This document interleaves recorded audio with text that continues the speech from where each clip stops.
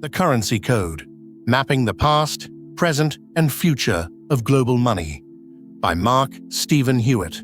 Published by the Tribenaki Foundation. Money doesn't start with the coin. It starts with the agreement.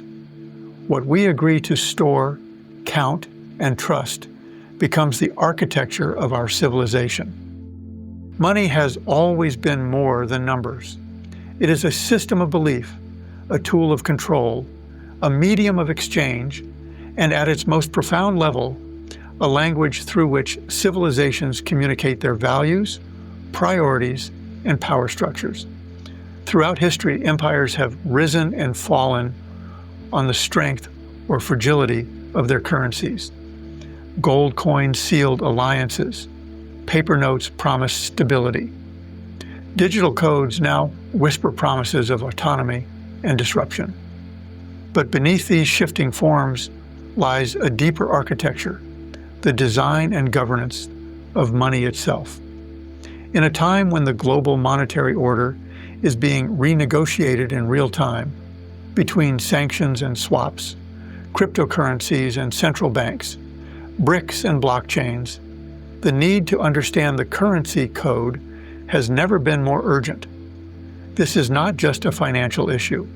It's a question of sovereignty, equity, and survival. This book is a map. It is a comprehensive journey through the known and hidden dimensions of currency systems. You will trace the genealogies of money, from shells and silver to fiat and Fedwire, to CBDCs and decentralized ledgers. You will examine the laws and treaties that confer value and the political maneuvers that shape liquidity. You will explore the invisible currents of off-ledger swaps and discover how alternative systems, some ancient, some emerging, offer blueprints for financial futures not yet born. But more than a map, this book is a tool. Embedded within these pages is a functional architecture, a living database, a trade oracle, a classification schema for the world's currencies, and the mechanisms that sustain or subvert them. For economists, policymakers, coders, and concerned citizens alike, the Currency Code offers a rigorous and accessible framework to interpret, compare, and ultimately reshape the systems we use to measure value. As we face unprecedented convergence between AI, global trade realignment, climate resilience, and economic decentralization, we must ask, what kind of money do we want to carry forward? What will be the architecture of trust, value, and exchange in the next century? This book is not a prediction. It is a set of coordinates. The future of money is still unwritten, but its code is decipherable. Let's begin. Chapter 1. What is money really? The evolution of value. From barter to coin to code. Before there was coin, there was only the act of exchange. It began with hands in need, with the recognition that something one person held, grain, cloth, firewood, might satisfy something another lacked. These early trades were intimate, grounded in proximity, in memory, in kinship. There was no need for ledgers or legal codes. Trust flowed through relationships. But as networks grew larger, more complex, more anonymous, something shifted. The limits of barter, its dependence on mutual desire, on face-to-face negotiation, on immediate reciprocity, began to strain. Human civilization required a new bridge between people and value. It needed a way to hold agreements across distance, across time. What emerged was not just a solution, it was a new language. Money did not replace trust. It became its proxy. It allowed memory to be preserved, not in stories, but in symbols. It allowed value to travel. And like any language, money began to shape how we saw the world. It framed time. It defined relationships. It codified power. This transformation unfolded slowly, but there was a moment that marked a visible turning point. The minting of the Lydian lion. Around 600 BCE, in the fertile lands of Western Anatolia, the Kingdom of Lydia issued the first known standardized coin. It was small, stamped from electrum, a natural alloy of gold and silver, and emblazoned with the fierce head of a lion. This was no simple piece of metal. It was a message, a declaration, a guarantee. The lion's image was the seal of the sovereign, the emblem of authority, the promise of weight and worth. For the first time, value could be transferred without barter, without negotiation, without knowing the person across from you. The king had spoken. This coin was trust incarnate. The Lydian lion was the birth of something much greater than currency. It was the moment when belief became portable. It was the beginning of symbolic value, not just as a record, but as a force. From there, the functions of money began to crystallize, shaping how civilizations traded, calculated, planned, and remembered. Money became a bridge for exchange, a mirror of value, a memory of effort, and a promise reaching into the future. It allowed goods to flow more freely, gave structure to prices and wages, preserved purchasing power, and opened the door to credit. These were not just technical advancements. They were philosophical shifts. Every function of money transformed how we related to each other and to time itself. As a medium of exchange, money liberated us from the narrow conditions of direct barter.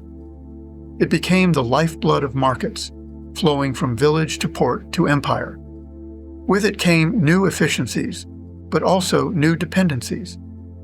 The Lydian lion may have enabled trade, but it also redefined value as something held in the coin, rather than in the relationship. And so began the long migration of meaning, from the living context of gift and kinship to the abstract universality of coin and contract. Then, as a unit of account, money became our way of measuring worth. We began to assign numbers to labor, land, time, and debt. But this measurement, too, was never neutral. What we chose to count shaped what we chose to value. In ancient Mesopotamia, grain and silver shared the role of a counting unit, symbols of both sustenance and status, but over time, more subtle distortions crept in. Today, we price carbon in dollars, but often ignore the value of a thriving forest. We track economic growth while disregarding the erosion of soil, the collapse of ecosystems, the fracturing of culture. Measurement matters, and money tells us not just what things cost, but what we're willing to forget. As a store of value, money offered the miracle of continuity. A day's labor could be saved, a harvest converted into wealth that would last beyond the season. Gold and silver became not just beautiful materials, but embodiments of permanence. Yet even this function holds tension. What is value truly, and what do we wish to preserve? In today's world of inflation, instability, and speculative volatility, we often confuse security with hoarding and savings with scarcity. A regenerative economy might store value not in metal or numbers, but in clean water, cultural knowledge, fertile soil, and human well-being. Finally, as a standard of deferred payment, money enabled the construction of dreams. Credit allowed farmers to plant for future harvests, kingdoms to build great roads, merchants to voyage across seas. But when debt becomes domination, when repayment is enforced through coercion or inequality, the dream of money mutates into a mechanism of control. The future becomes collateral. A regenerative vision reclaims credit as a sacred promise, rooted not in exploitation, but in mutual trust and intergenerational care. These functions, exchange, measurement, storage, and promise, are not just mechanisms. They are metaphysical commitments. They define how we move through time.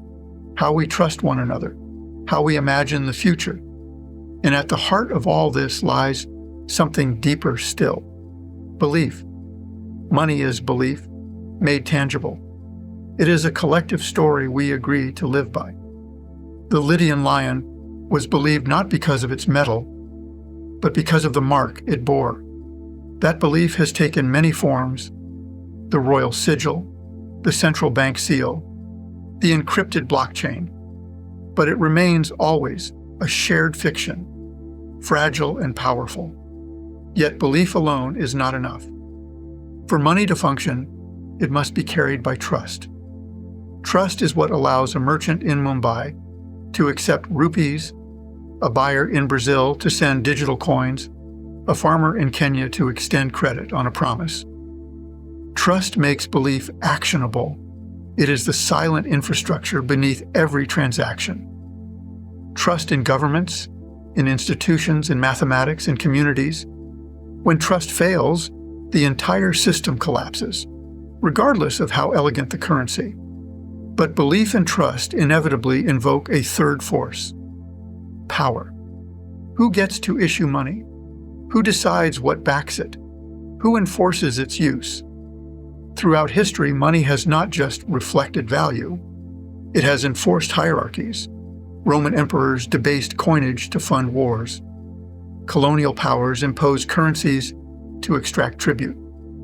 Modern fiat systems can freeze accounts, restrict access, or define worth along political lines. Power shapes the architecture of trust.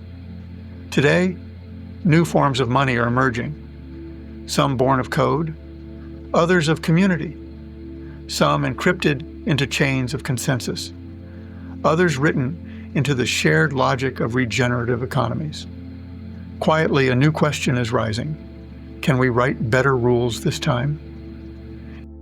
In a forest vault beneath a digital ledger, a different kind of coin is being imagined, not backed by kings or banks, but by the act of restoration.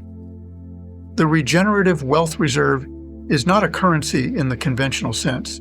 It is a covenant, a promise encoded in protocol, tied to care, designed to last 144 years.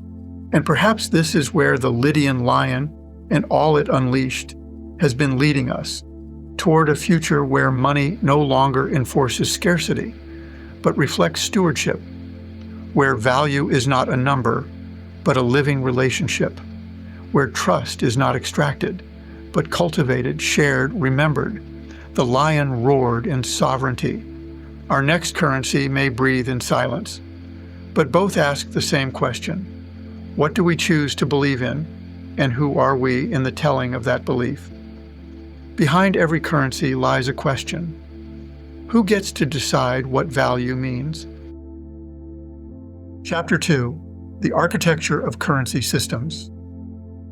Designing trust, authority, and backing in the age of abstraction.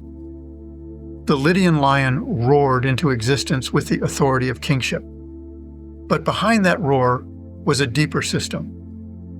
Belief alone is not enough to sustain a currency. It must be designed, governed, and secured. If the previous chapter 1 traced the spirit of money, then here we examine its skeleton, the architecture that makes belief operational and value enforceable. The moment a coin is minted or a note is printed, a decision is made, not just about what something is worth, but about who has the power to say so. Money does not exist in a vacuum. It is born within systems, crafted by rules, reinforced by institutions, shaped by centuries of policy, myth, and control. If Chapter 1 explored the soul of money, this chapter steps into its skeleton, into the mechanisms that make value credible, transferable, and enforceable. But this is no sterile inquiry. The design of a currency system is never neutral. It encodes priorities. It inscribes history. It empowers some, and it binds others. Currency as a designed system. It begins with form. A currency is not simply declared into existence. It is designed. Decisions must be made. What will it be made of? Who will issue it? What backs it?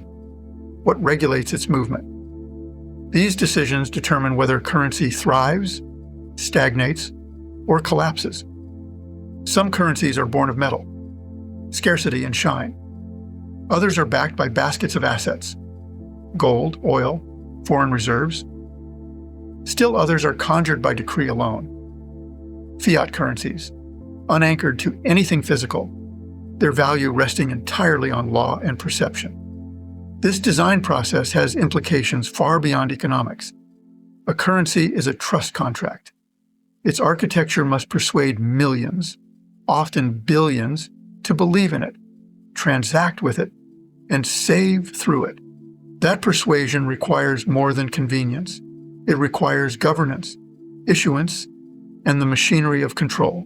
Every currency has an issuer, and with that, a source of power. In early societies, this might have been a king or priest, sanctifying value through divine or ancestral authority. In modern economies, it is the central bank, an institution designed to control supply, manage inflation, and signal stability. The names vary: the Federal Reserve, the European Central Bank, the People's Bank of China, but the function is consistent: to manage monetary policy and preserve confidence. The tools of this role are technical, but their impact is deeply human. Interest rates are nudged up or down to cool or stimulate economies. Open market operations adjust liquidity. Reserve ratios restrict or enable lending. These decisions ripple outward to mortgages, grocery prices, job markets, and social stability. But even beyond the tools lies the myth of independence, the notion that central banks are neutral arbiters above politics. In reality, no currency is apolitical.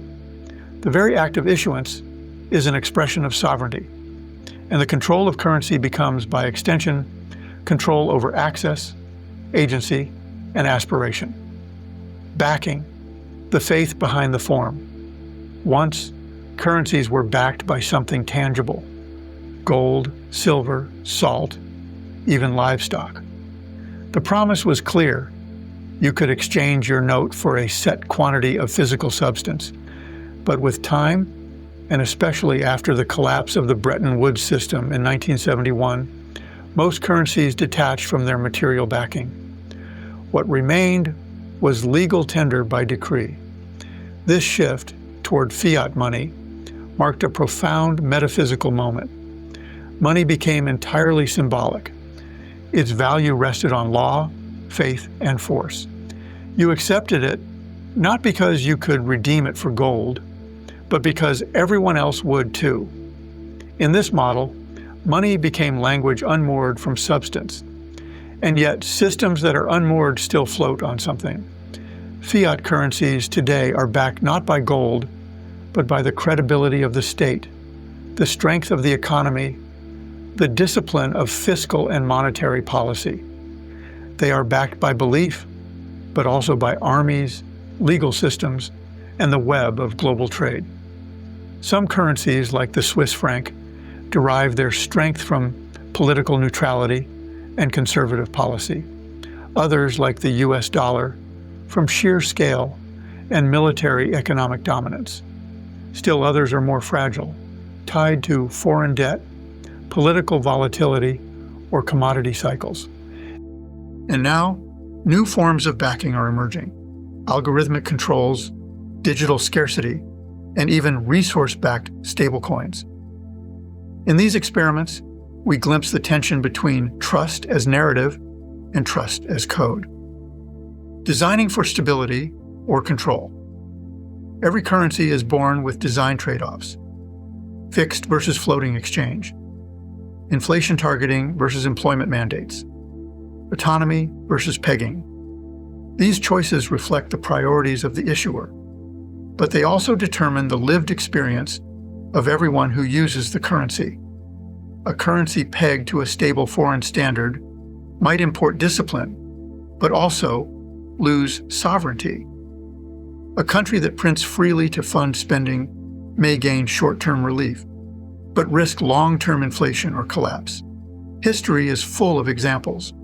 Argentina's recurring peso crises, Zimbabwe's hyperinflation, Greece's struggles within the Eurozone. Each case reveals not just economic mismanagement, but a deeper issue of design misalignment. And sometimes currency becomes a weapon. Sanctions, capital controls, and exclusion from global payment systems, like SWIFT, are tools of financial statecraft. When the issuer controls not only the rules, but the access, money itself becomes a mechanism of compliance. In this light, we must ask, what makes a currency just? What does it mean to design a system not only for stability, but for dignity? A glimpse of the future, quiet sovereignties. While dominant currencies still shape the globe, quiet alternatives are emerging. Regional currencies, cryptographic protocols, local mutual credit systems, tokenized natural capital. These are more than financial tools. They are experiments in trust redesign. Some are technologically sophisticated, others community-rooted. Some are engineered by startups, others by central banks reimagining their role in a digital future. Some will fail, others may offer the DNA of a future not yet written. One of these, still largely in shadow, is the regenerative wealth reserve. It is not yet fully visible in the public imagination, but it signals a different intent, not to dominate, but to steward, not to scale through extraction, but to circulate through balance. It is a reminder that we write the rules of trust, that currency systems are not eternal, they are designed, and designs can evolve. So we must ask not only how money is made, but what it makes of us. The regenerative wealth reserve. The ledger is a mirror. In the end, every currency system reflects the society that created it. Its design is not accidental. It is a map of values, a story made liquid, a ritual repeated billions of times each day. Do we build systems that enforce fear, or systems that cultivate reciprocity? Do we design value to be hoarded or to be shared? Do we trust only the central, or do we learn to trust the whole? The architecture of currency is the architecture of belief. It is the scaffolding of our shared future. And in this era, this turning, we are the architects now. Wherever trust is restricted, alternative paths emerge.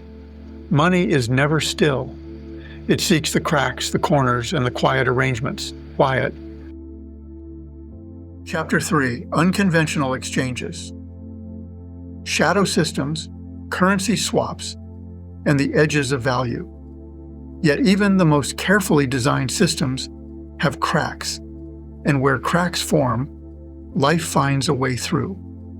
While Chapter 2 focused on the sanctioned architecture of currency systems, the next chapter descends into their margins, where parallel systems, born of necessity and ingenuity, reveal what the official story leaves out. Official systems rarely tell the whole story. Behind every formal economy lies an informal one, an ecosystem of workarounds, handshakes, coded language, and improvised trust. These parallel structures are often dismissed as anomalies, threats, or inefficiencies, but in truth, they are indicators of imbalance, symptoms of a global financial system that does not serve all participants equally. Wherever the official door is closed, a side door appears. In this chapter, we descend into those side doors, not to glorify opacity, but to understand what thrives in the shadows of regulation, and why. For hidden among these alternate paths are clues to the next chapter of money, not just what it is, but what it might yet become. The rise of shadow systems. Long before blockchains and smart contracts, humanity built informal economies out of necessity. A farmer might trade corn for carpentry. A merchant might accept foreign currency in secret. A village might use an IOU system when liquidity dried up. These systems emerge not from rebellion, but from need, from the friction between official money and lived reality. Today, we call some of these off-ledger transactions or informal markets. Others appear as over-the-counter trading, currency swaps, or parallel exchange rates. Still others operate through clearing networks that bypass dominant infrastructure like SWIFT. What links all of these systems is not illegitimacy, it is alternative trust. Where state-backed trust fails, social, political, or coded trust arises to fill the void. Currency swaps and bilateral agreements. One of the most visible forms of sanctioned shadow finance is the bilateral currency swap. These agreements allow two countries to exchange a set amount of their national currencies, bypassing the US dollar or euro in direct trade. China and Russia, for example, have expanded their use of yuan ruble swaps to reduce exposure to Western financial pressure. India and the UAE have explored similar mechanisms. These swaps are not just financial instruments, they are geopolitical statements. They signal a desire for monetary sovereignty and multipolar resilience. Such systems are growing. As global tensions rise and trust in legacy institutions frays, more nations are exploring how to secure liquidity and trade without relying on dominant reserve currencies. They are not breaking the rules, they are writing new ones. Dual exchange rates and parallel markets. In some economies, a single currency has multiple exchange rates, one official, one real. This creates a gap, a space where parallel economies emerge. Take Venezuela.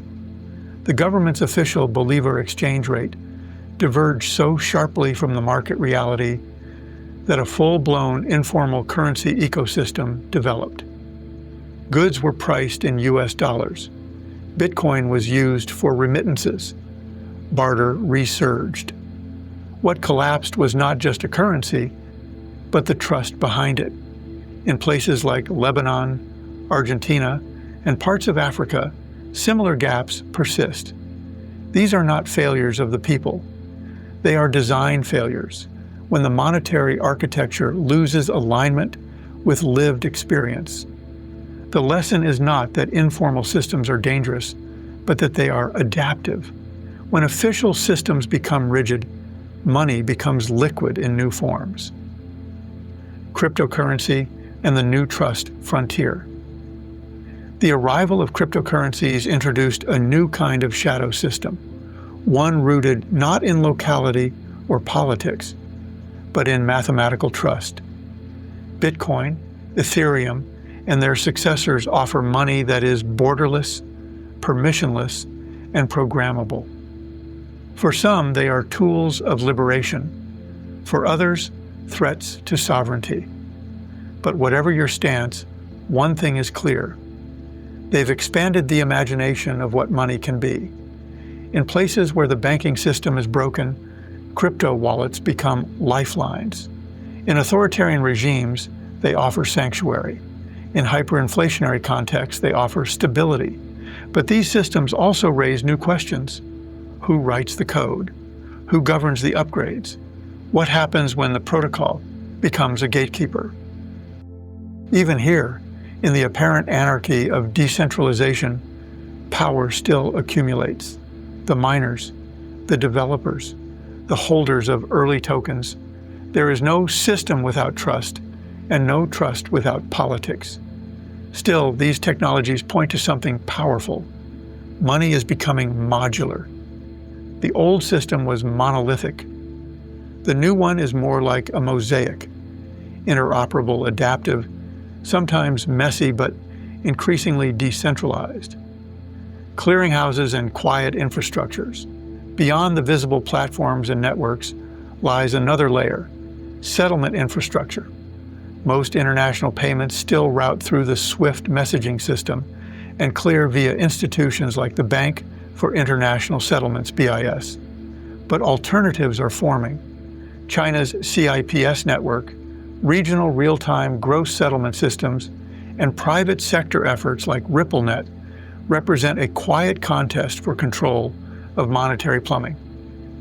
This is the deep infrastructure war, where latency, security, and data sovereignty are the real stakes. If Chapter 2 revealed who issues money, Chapter 3 reveals who clears it, and how quietly those choices shape the world. Mapping the edges. What alternative systems teach us. We should not romanticize the shadows. Many unofficial systems are opaque, predatory, or exclusive, but they also reveal something essential. Money is not static. It is adaptive by nature. These systems thrive where legacy structures falter. They innovate where permission is denied, and they endure not because they are illicit, but because they are closer to human need. In these margins, we find the seeds of future legitimacy. Networks that prioritize mutual aid over profit. Agreements that encode local values rather than foreign standards. Systems that trust identity and action more than credentials and credit scores. Each is a question posed to the formal economy. Why didn't you include us? Designing for inclusion, not control. If we learn from the informal, we can design the formal to be more resilient, participatory, and regenerative. Not by replicating the shadows, but by illuminating them. By building systems that honor diversity, cultural context, and the lived conditions of exchange.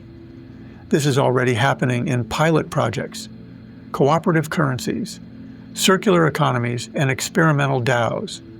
These efforts may be small, but they are alive. And what is alive can grow.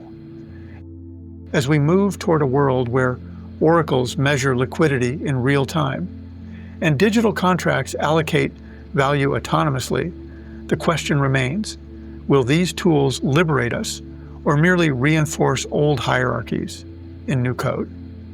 The answer lies in design intent, in what we encode and what we erase. A breath between systems. In the language of the regenerative wealth reserve, there is no shadow or center, only systems in balance or systems in need. Trust is not enforced, it is cultivated. Value is not hidden, it is witnessed. We are moving into a new phase of monetary imagination. Not a war between formal and informal, but a weaving, a rebalancing of who money serves and how trust flows. The edges are not the end. They are the beginning of something else, something more whole. When many hands hold the same coin, it becomes more than currency. It becomes a covenant. Chapter 4, The Age of Monetary Unions. Shared currencies, shared futures. If informal systems reveal where the official ones fail, then shared currencies reveal what happens when nations attempt to transcend their boundaries altogether. Where many hands hold one coin, the question is not just one of utility, but of trust, fate, and shared governance. The story of money, up until now, has been mostly national. Borders defined value. States issued notes stamped with sovereignty. But the late 20th and early 21st centuries have introduced a radical new chapter, monetary unions. Here, multiple nations agree to forego monetary independence for the promise of integration, stability, and shared prosperity. It is not merely a financial arrangement. It is an experiment in trust, coordination, and long-range design. And like all experiments, the results are mixed, revealing both remarkable innovations and fragile contradictions. The euro, a dream forged in crisis. The most famous of these unions, the euro, was born not just of economic calculus, but of historical trauma. After 2 world wars devastated Europe, the architects of peace knew that political treaties were not enough. What was needed was economic interdependence, so profound that war between members would become unthinkable. Money was the glue.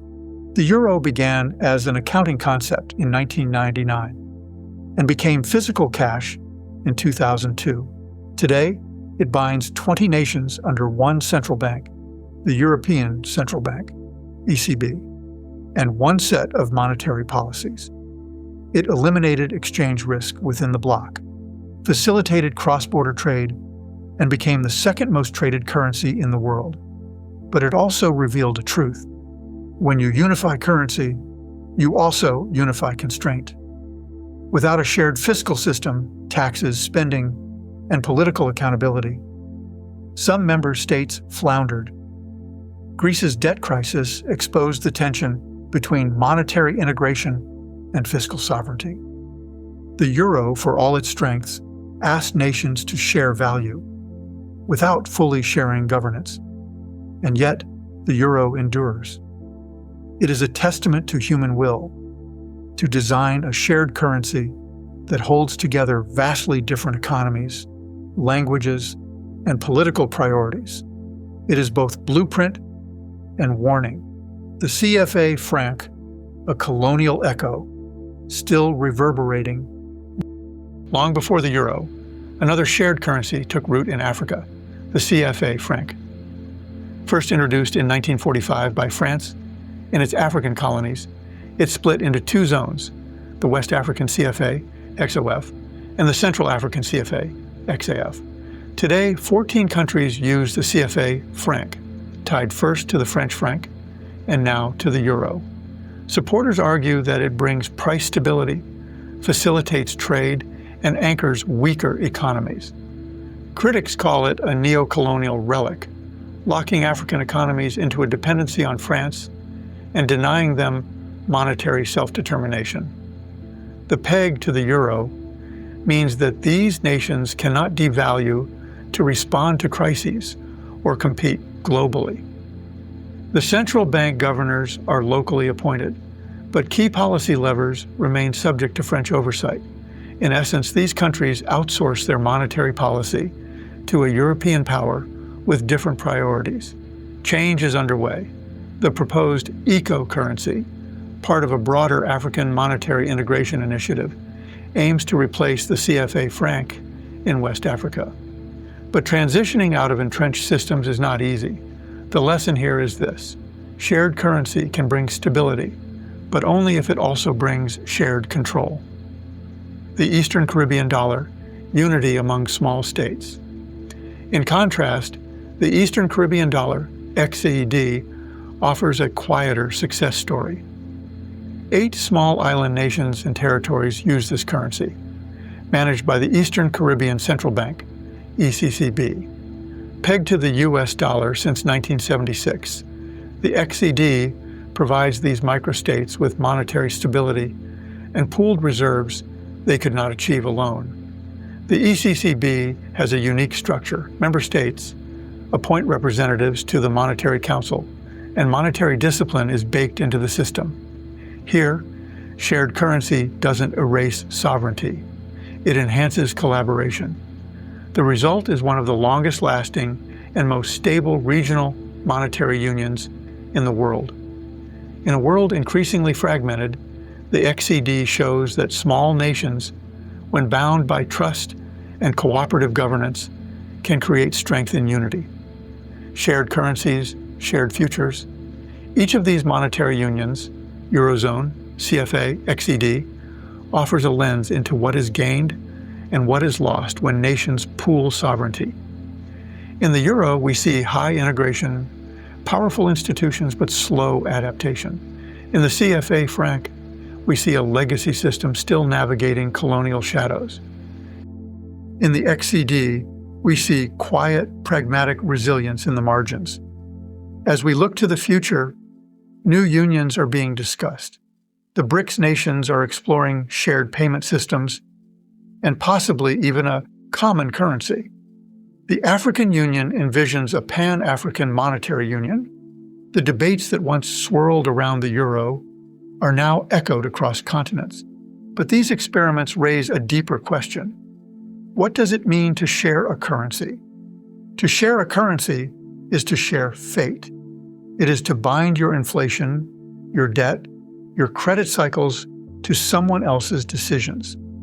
It is to enter a long-term relationship where exit is costly and coordination is essential. A regenerative lens on monetary unions. From the perspective of regenerative economics, monetary unions must do more than stabilize. They must cultivate. They must cultivate trust between nations. They must cultivate local resilience while enabling global participation. They must build systems that are not just efficient, but equitable and adaptive to life. A regenerative currency union would not be just a shared ledger. It would be a shared stewardship. It would measure not only GDP and inflation, but restoration, care, and reciprocal value creation. It would be sovereign, not in the sense of command, but in the sense of self-determining alignment with planetary and communal well-being. As we move forward, let us not only ask, can we share a currency? Let us also ask, what future are we agreeing to share? Lessons from collapse. When monetary unions fracture, the end of a shared currency is not always loud. Sometimes it dissolves in silence, in drift, in forgotten agreements no longer honored. A shared currency promises unity, but like any covenant, its durability depends on conditions not always visible on the surface, on shared interests, trust in governance, mutual benefit, and above all, the capacity to weather asymmetry. When those conditions erode, the union fractures, and in its breaking, it teaches. The Latin monetary union, ambition without enforcement. Before the euro, there was the Latin Monetary Union, LMU, an ambitious 19th century attempt to harmonize currencies across France, Belgium, Italy, Switzerland, and later Greece. Founded in 1865, it introduced standardized coinage across borders, uniform weight, metal content, and denomination. At first it worked. Citizens could travel and transact across countries with minimal friction. The gold-silver bimetallic standard gave the illusion of stability, but the LMU lacked a central enforcement body. As political instability grew and nations began to debase their coins, reducing silver content to stretch their fiscal capacity, trust began to erode. Greece was suspended, Italy faltered. France imposed unilateral decisions. There were no shared consequences for bad behavior, no institutional muscle behind the monetary pact. By World War I, the LMU had effectively collapsed, its coins still circulating, but its unity dissolved. Its lesson was simple and brutal. A currency union without shared enforcement becomes a race to the bottom. The ruble zone, a sudden fracture in the post-Soviet era. When the Soviet Union disintegrated in 1991, its constituent republics still shared a currency, the Soviet ruble. For a time, newly independent states like Ukraine, Kazakhstan, and the Baltics continued to use it. But this arrangement, known as the ruble zone, was unsustainable. Each new state wanted sovereignty, and sovereignty meant monetary control. Russia, the issuer of the ruble, bore the inflationary burden of printing for the entire zone, while losing control over how those rubles were used. Hyperinflation erupted. By 1993, most former Soviet states had issued their own currencies. What was once a monetary empire dissolved in under 2 years. Here, the lesson was different. Shared currency without shared governance is not just fragile, it is explosive. The ruble zone collapsed because its political body had died, and money could not hold together what trust no longer did. The British sterling zone, when dominance fades. For over a century, the British pound was not just the currency of the United Kingdom. It was the anchor of a vast global system. From the Caribbean to Africa, from the Middle East to Asia, colonies and protectorates used the pound or pegged their own currencies to it. This was the sterling area, an informal empire of trust and power. But as colonies gained independence, the peg became a tether. Countries like India and Nigeria questioned why their monetary policy should be dictated by the City of London. The pound's repeated devaluations, especially in 1967, shattered confidence. By the 1970s, most former colonies had abandoned the sterling standard entirely. Here, the fracture was moral as well as economic. The empire had crumbled, and the money that once bound it had no legitimacy left to stand on. Its lesson was this: monetary unions built on dominance will dissolve when the dominated reclaim their voice. Yugoslavia, currency, and the cracks of civil conflict. In the early 1990s, as Yugoslavia splintered into ethnic conflict and civil war, its shared currency, the Yugoslav dinar, collapsed with it. Hyperinflation took hold. Serbia issued ever-depreciating notes, while other republics rushed to create their own currencies to escape the spiral. Money here was not just a victim of political collapse. It was a weapon. Control over printing presses became control over territory. In this case, currency fragmentation followed political disintegration, but also accelerated it. The lesson: money can either buffer identity conflict or amplify it. In the absence of shared governance, it becomes a tool of separation. When unions break, what's left behind? When a monetary union fractures, what remains? Sometimes coins still circulate for a while, ghosts of a shared dream. Sometimes parallel systems emerge overnight. People hedge, hoard, shift. Barter resurfaces. Foreign currencies fill the gap. Central banks scramble to reestablish credibility. And always the people absorb the shock. The breakup of a currency union is not just technical. It is deeply emotional. Trust collapses. Savings are erased. Pensions vanish. Generations lose what they thought was secured. It is a trauma that echoes long after the last coin is withdrawn. Holding the fragile threads. If Chapter 4 began with aspiration, this extension reminds us of cost. The cost of overconfidence. The cost of assuming unity without infrastructure. The cost of designing systems that ignore human complexity and political will. Yet we are not condemned to repeat these fractures. The future of shared currencies, whether regional, digital, or planetary, can be different. But only if we build with care. Only if we embed accountability, not just optimism. Only if we recognize that money is not neutral.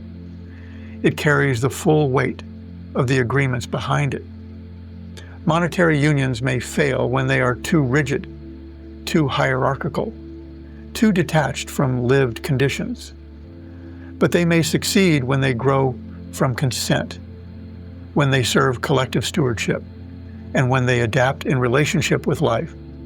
This is the vision emerging in regenerative design, a new kind of union, not imposed, but invited, not permanent by force, but enduring by relevance, not backed by dominance, but by trust renewed again and again. Money doesn't just move, it is permitted to move by laws, by borders, by treaties, by silence. Chapter 5: The Law of Money. How nations write value and the world enforces it. The previous chapters traced money's ascent, its fracture, and its reinvention in the margins. But behind every currency, whether born in barter, minted in empire, or encoded in algorithms, stands a deeper architecture: law. Law does not merely follow money. It defines its birthright. It determines who may issue it, where it may flow, and under what conditions it is allowed to matter. Belief and trust, though essential, are not enough. Without the rule of law, money floats in limbo, powerless, unofficial, forgettable. And so we now enter that domain. The courts, the charters, the constitutions and clauses that determine not just the form of money, but its authority. Because money may begin as belief, it may circulate through trust, but it survives through permission. If economics is the bloodstream of civilization, then law is its skeleton, rigid, adaptive, silent, and decisive. It grants freedom. It enforces restraint. It draws the line between what flows and what fails. This chapter explores how nations legislate value, how international frameworks formalize exchange, and how restrictions, often invisible, are used to contain, control, or consecrate the movement of capital. We will also uncover what happens when those laws fracture, when legitimacy fails, and when currency itself is caught in the crossfire between policy and people. Because in the end, money doesn't just move. It is allowed to move by statute, by treaty, by silence, or by force. Money as a legal construct. Every currency that circulates today is a legal invention. It has a source, a statute, a central banking act, a monetary authority's charter. In most countries, money is defined in their constitution or monetary law as the exclusive legal tender, required to be accepted in payment of debts. In the United States, the legal foundation for the dollar lies in Article 1, Section 8 of the Constitution, granting Congress the power to coin money and regulate the value thereof. The Federal Reserve, created by the Federal Reserve Act of 1913, was given the delegated authority to issue and manage the currency, but only under congressional framework. In the Eurozone, the Treaty on the Functioning of the European Union, TFEU, defines the euro as the official currency and grants the European Central Bank exclusive control over monetary policy for member states. It's not merely a shared coin. It is a codified surrender of national monetary autonomy. These legal frameworks are not incidental. They anchor the legitimacy of money in force. You must accept it. Courts must recognize it. Contracts must be honored with it. The phrase legal tender for all debts, public and private, is not poetic. It is jurisdictional authority. But even more powerful than the existence of legal tender is the monopoly behind it. In nearly every country, it is illegal to issue a competing currency for broad circulation. Alternative monies, whether local currencies, time banks, or crypto tokens, live in gray zones, tolerated only so long as they do not threaten the state's monopoly. Law makes this clear. To issue money is to wield sovereign power. And sovereignty, historically, is not easily shared. International treaties, cooperation under constraint, beyond national borders, money is entangled in global treaties. These frameworks define not only how money moves across countries, but also how it behaves when it gets there. Perhaps the most significant of these was the Bretton Woods Agreement of 1944. Emerging from the trauma of World War II, 44 nations gathered to establish a new global financial order. The result was a semi-fixed exchange rate system anchored to the US dollar, convertible into gold at $35 per ounce, and the creation of two institutions, the International Monetary Fund, IMF, and the World Bank. Under Bretton Woods, countries pegged their currencies to the dollar and maintained that peg through legal and monetary tools. In practice, this meant a legal obligation to maintain exchange parity and the threat of IMF intervention if a country strayed too far. When the U.S. ended convertibility to gold in 1971, the system collapsed, but the legal architecture of monetary interdependence remained. Newer treaties like CUSMA, formerly NAFTA, bind currencies not by peg, but by policy commitments. Member states agree to rules that affect capital flows, financial services, and cross-border banking practices. Similarly, EU treaties establish not just a single currency, but a framework of fiscal discipline, including deficit limits and debt ceilings. These treaties function as monetary contracts between nations, mutual recognition of legal frameworks, enforceable standards, and dispute resolution. They are the quiet infrastructure behind smooth payments and currency stability. But what happens when treaties constrain more than they coordinate? The Eurozone crisis revealed that too much constraint, without fiscal integration, leads to stagnation and imbalance. The IMF's interventions in developing nations have often been criticized for enforcing austerity that undermines local resilience. Legal frameworks, no matter how sophisticated, must be tested against the lived reality of those they bind. Restrictions and capital controls. Law as barrier. Not all laws liberate. Some restrict. Across the world, governments impose capital controls, laws that limit the movement of money across borders. These may be used to prevent capital flight, stabilize currency exchange rates, or punish geopolitical adversaries. In China, strict controls exist on how much currency individuals can take out of the country annually. Argentina has used dual exchange rates and repatriation laws to manage its currency crises. Russia has turned to capital controls in response to Western sanctions. And in Lebanon, informal restrictions by banks have created a parallel economy for US dollars and frozen citizens out of their savings. Sometimes these controls are defensive.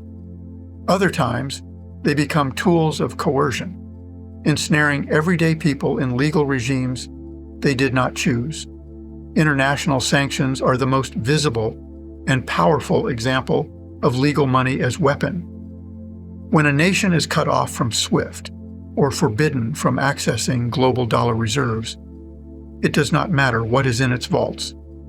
The legal architecture of the global financial system has declared it paralyzed. Money, then, is not just what you hold, it's what the law allows you to use. A regenerative approach to legal value.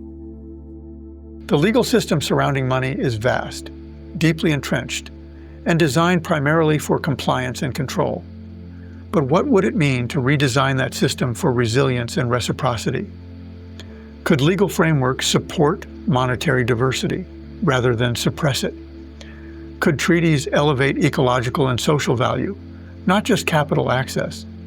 Could capital controls be reimagined as community boundaries, protecting local economies from predatory flows without isolating them? The Regenerative Wealth Reserve poses these questions not as provocations, but as design imperatives. It is an invitation to rewrite the covenant, not to reject law, but to reshape its purpose. Money's law must evolve beyond restriction. It must move toward relationship.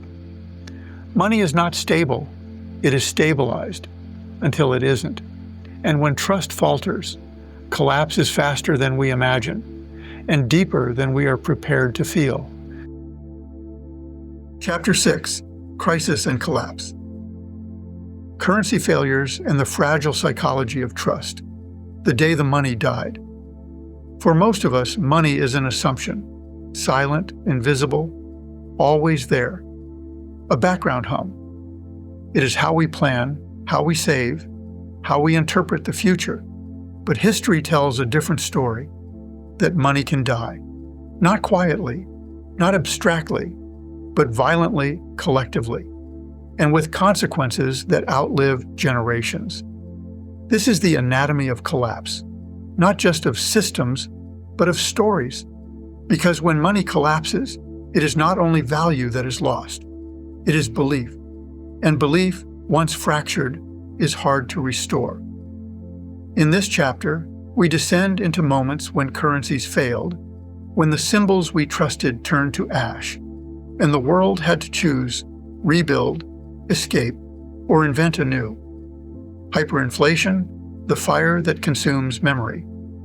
The most dramatic form of monetary collapse is hyperinflation, a runaway loss of value so extreme that prices double in days, savings vanish overnight, and the very logic of money breaks down.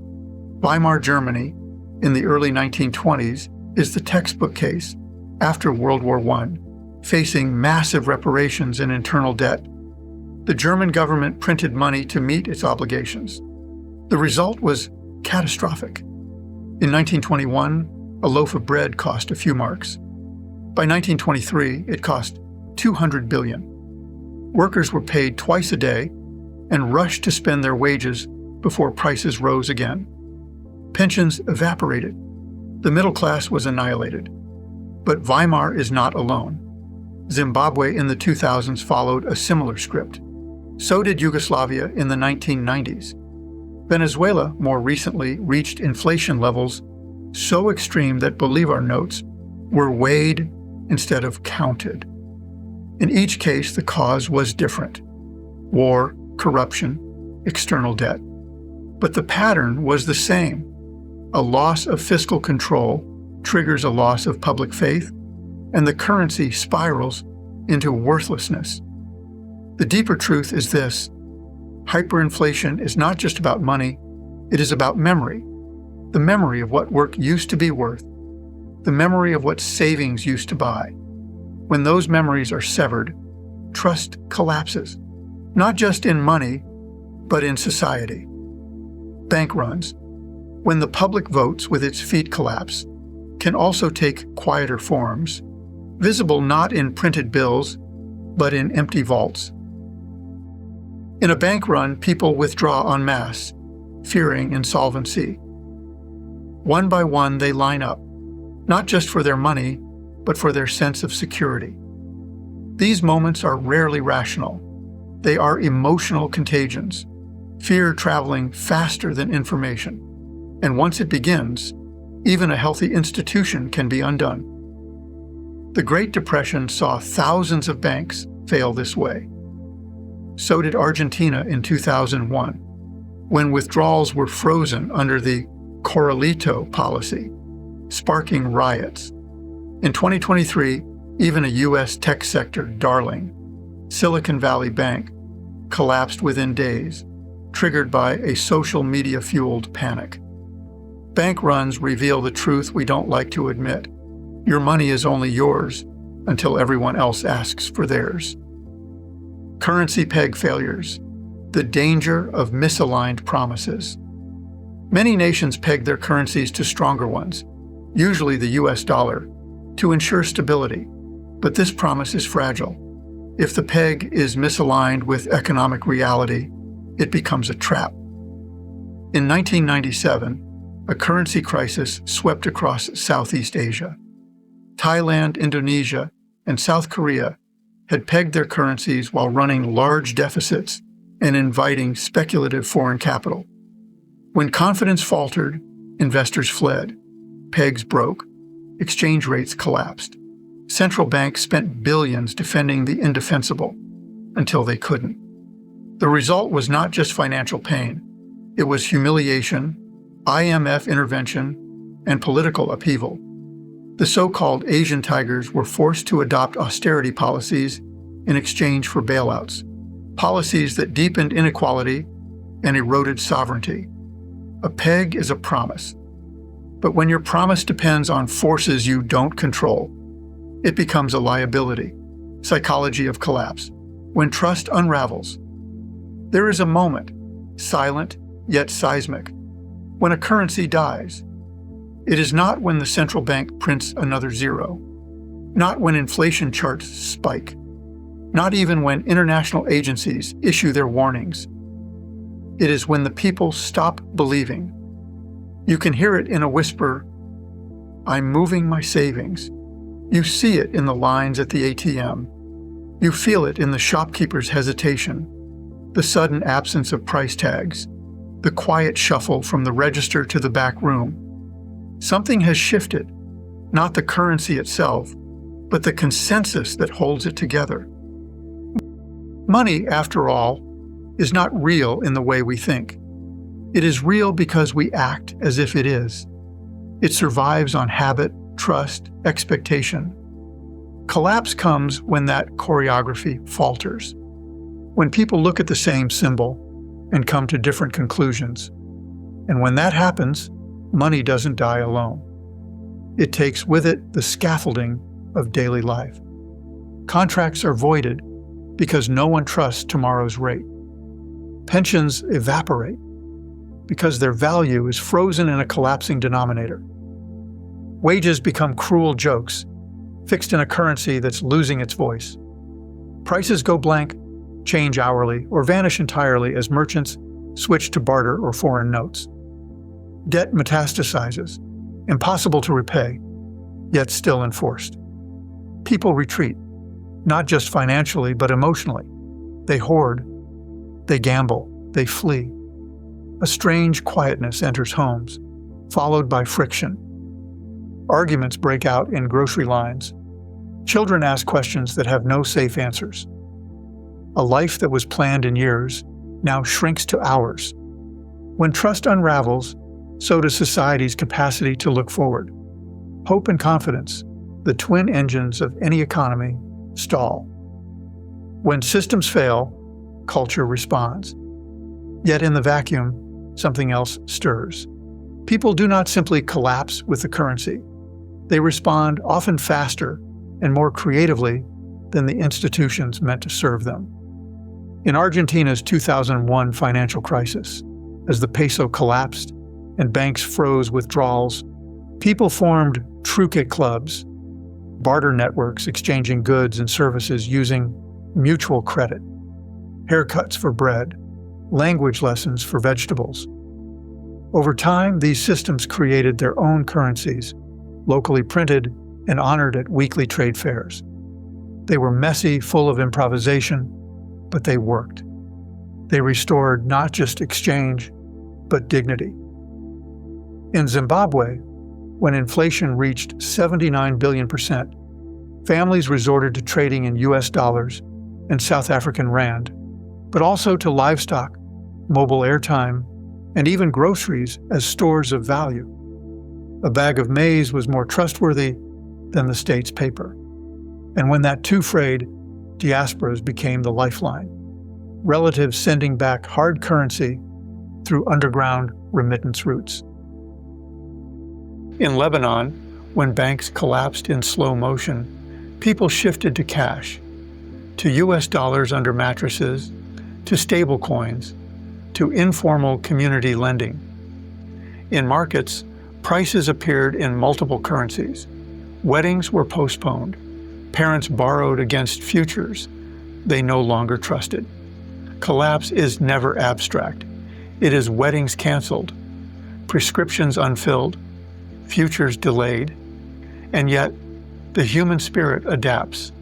It doesn't always rebuild the system, but it rebuilds relationships. Local trust replaces national collapse. Reciprocity fills the gaps. The stories we tell each other become new forms of currency. The invisible ledger of resilience. What makes this recovery possible is not a new central bank. It's not a bailout or a foreign loan. It is something far older and more sacred. The ledger of memory shared within communities. Who helped whom? Who shared food when the stores were empty? Who kept their word when it no longer made sense to? These stories become a form of currency themselves, earned, remembered, and circulated. And from these stories, new forms of money sometimes emerge. But more often, new forms of meaning emerge, designing for the unseen. If the psychology of collapse is the story of trust unraveling, then the psychology of renewal is the story of trust repatterning itself. It is slower, quieter, and harder to engineer. But we can learn from it. We can design money systems with redundancy so that collapse doesn't mean catastrophe. We can honor local resilience as part of monetary architecture, not as a threat to authority, but as a complement. We can embed reciprocal structures that remember good actions and reward them in times of strain. We can protect space for small, culturally embedded currencies to flourish during stress, like seeds in dry soil. The regenerative wealth reserve doesn't prevent collapse. Nothing does, but it prepares for it. It recognizes that in the most important economy, the economy of trust, the first ledger is always social. Because when money dies, it is not the end.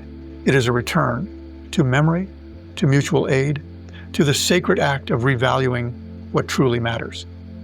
Survival and reinvention, what rises after collapse.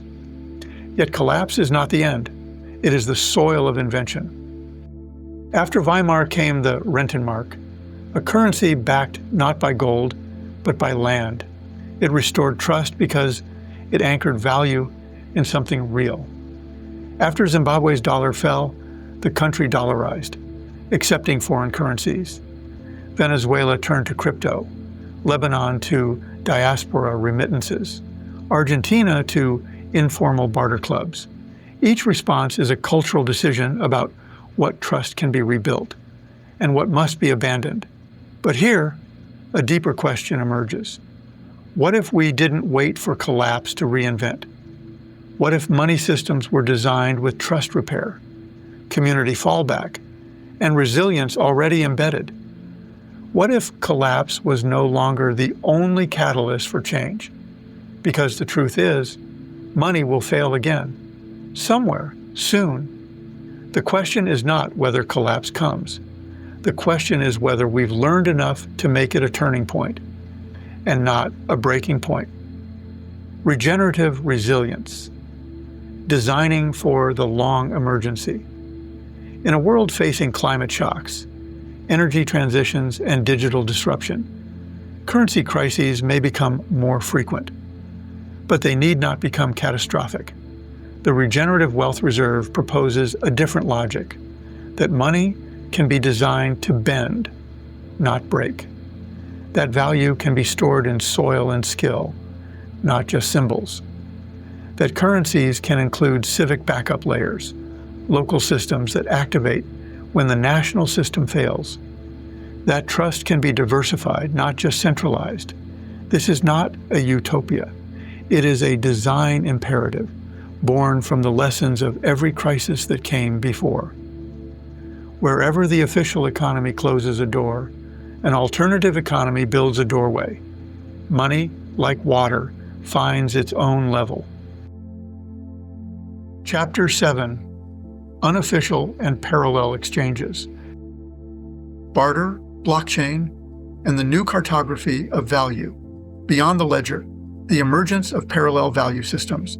In the ashes of collapse, people do not wait for permission. They create. Parallel economies are not anomalies. They are survival strategies. And increasingly, they are prototypes for new systems that might one day replace the ones that failed. When the center fails, the edges awaken. The collapse of official systems doesn't end the story. It reveals new chapters written in code, in community, and in quiet resilience. And so we turn to the shadows, not to fear them, but to understand the light they hold. Money, in its official form, often wears the clothes of legitimacy. Central banks, embossed seals, denominated notes, regulation. But beneath this crisp exterior exists a tangled ecosystem of unofficial exchanges, a murky yet resilient network of barter clubs, crypto wallets, foreign cash economies, OTC trades, and bilateral pacts negotiated in backrooms or over secure lines. These systems arise not in opposition to money, but in response to its failures. When the national currency collapses, when banking access is denied, when sanctions cut a country from the world, people don't stop transacting. They adapt. They create trust where trust has been withheld. They don't reject money, they reinvent it.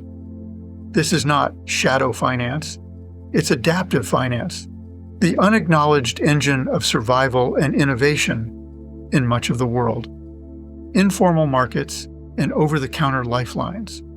Let us begin with the most ancient workaround, the informal market.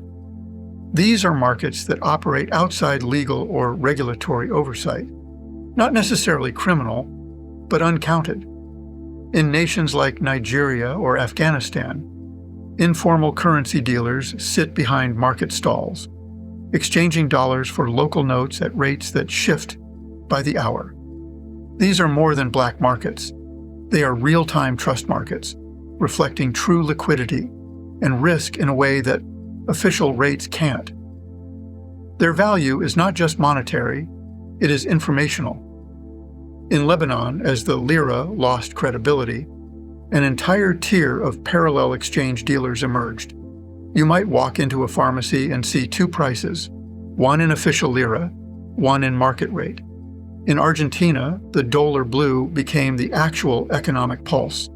The official peso lived on in name. The blue dollar told the truth. Over-the-counter, OTC trading networks operate similarly in crypto. Instead of going through centralized exchanges, users connect directly, often through messaging apps, peer groups, or cash-for-key agreements. These trades aren't reported, but they move billions. When we ignore OTC systems, we ignore the actual shape of the global economy. Bilateral currency swaps. The quiet de-dollarization. Not all parallel systems are informal. Some are deeply strategic. Over the past decade, countries like China and Russia have grown a web of bilateral currency swap agreements, allowing trade in yuan and ruble, bypassing the dollar entirely. This is monetary diplomacy, dressed as liquidity provisioning. These swaps allow nations to settle trade in local currencies, insulating themselves from the political leverage embedded in the global dollar system. India and the UAE have joined similar arrangements. So have Brazil and China. The message is clear. If the global system is a gate, then bilateral swaps are side doors. While not fully alternative, they mark the beginning of a fragmented, multipolar monetary map. A future where trust is negotiated bilaterally, not globally. And this isn't fringe theory. As of 2024, more than 40 countries were exploring active currency swap lines outside the SWIFT ecosystem. The logic is practical, not ideological. Reduce risk, enhance autonomy, and build regional resilience. Barter, remnant currencies, and value outside the code. When fiat fails entirely, people return to older truths. Barter, often dismissed as primitive, reemerges as a hyperlocal trust contract. In post-crisis Argentina, barter clubs weren't marginal. They were central to survival. In war zones or refugee camps, people trade items by intuition, need, and relationship. Sometimes the most trusted currency isn't money at all. In parts of East Africa, mobile phone credit is a medium of exchange. In Syria and Yemen, foreign food aid and cigarettes take on monetary functions. In Venezuela, soap, rice, and US dollars form a trinity of parallel value. In rural Alaska or Pacific Islands, traditional forms of gift exchange and clan credits still circulate in ceremonies that carry legal and spiritual weight. Money, when absent, does not erase value. It reveals what was already valuable: community, story, obligation, and time. Cryptocurrency, the codification of stateless trust. Enter cryptocurrency, not just as a technology, but as an ideological and infrastructural revolution. Bitcoin emerged from the wreckage of the 2008 financial crisis, a response to broken trust in institutions. It replaced law with code, banks with consensus, borders with blockchains. For the first time in modern history, money could be created and transacted without any sovereign authority. Critics point to volatility, opacity, or crime. But in collapsing economies, Venezuela, Turkey, Lebanon, Nigeria, crypto is not an investment. It is a lifeboat, a way to store value, make cross-border payments, and transact without surveillance or seizure. Ethereum and smart contract platforms take it further, enabling programmable money, tokens that govern themselves, obeying logic instead of legislation. But crypto also carries contradictions. Power accumulates in early adopters. Mining uses energy. Protocol changes can fragment trust, and without cultural alignment, technology becomes alienating rather than liberating. Still, the lesson stands. Money is no longer only minted, it is compiled, mapping the invisible. The map of money we're taught to see is incomplete. It ignores the grandmother trading eggs for rice, the WhatsApp dealer brokering Bitcoin for believers, the small nation swapping currency with its neighbor to avoid IMF conditionalities. It ignores the understory of finance, the systems that persist when the canopy falls. Yet this is where future money grows, not from compliance, but from necessity. Not from central control, but from mutual adaptation. Not from sovereign will, but from human need. Regenerative insights, the value of alternative systems. To build a regenerative future, we must embrace, not erase, alternative systems. We must recognize them not as problems to be solved, but as signals to be understood. They tell us where trust is lacking, where inclusion is blocked, where institutions have failed, and where new stories of value are emerging. The regenerative wealth reserve does not seek to eliminate informal exchange. It seeks to integrate its lessons. That value can be local and still be real. That reciprocity may be more resilient than regulation. That systems born in crisis may hold the blueprint for thriving in uncertainty. Because the money of tomorrow will not be one system. It will be many systems in dynamic relationship. And the map that matters most is not the one we inherited. It is the one we are bold enough to redraw. We used to mint coins from what we could hold, silver, gold, copper. Now we mint value from what we believe and instruct it with code. But belief, once digitized, is not neutral. It is architecture, and architecture always carries the memory of the hands that built it. Chapter 8: Synthetic Systems and Future Value. When money becomes code, what does it remember, and what does it forget? A ledger that could think. There is a quiet revolution underway, not fought in boardrooms or on battlefields, but built in the syntax of blockchains and the logic of ratios. This revolution isn't about overthrowing fiat or fixing Bitcoin.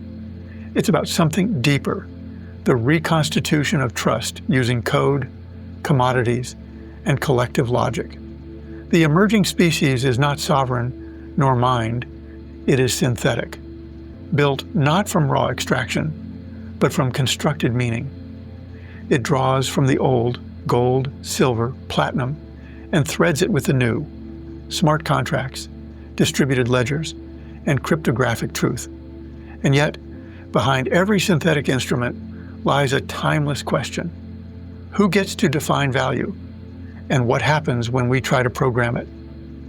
The Lydian synthetic, a new standard from an old wisdom. Long before blockchain, a lion's head pressed into electrum marked the birth of the first minted coin.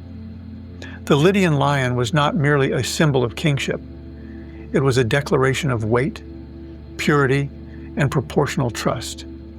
Today, a descendant of that lineage has reemerged, not in metal, but in code.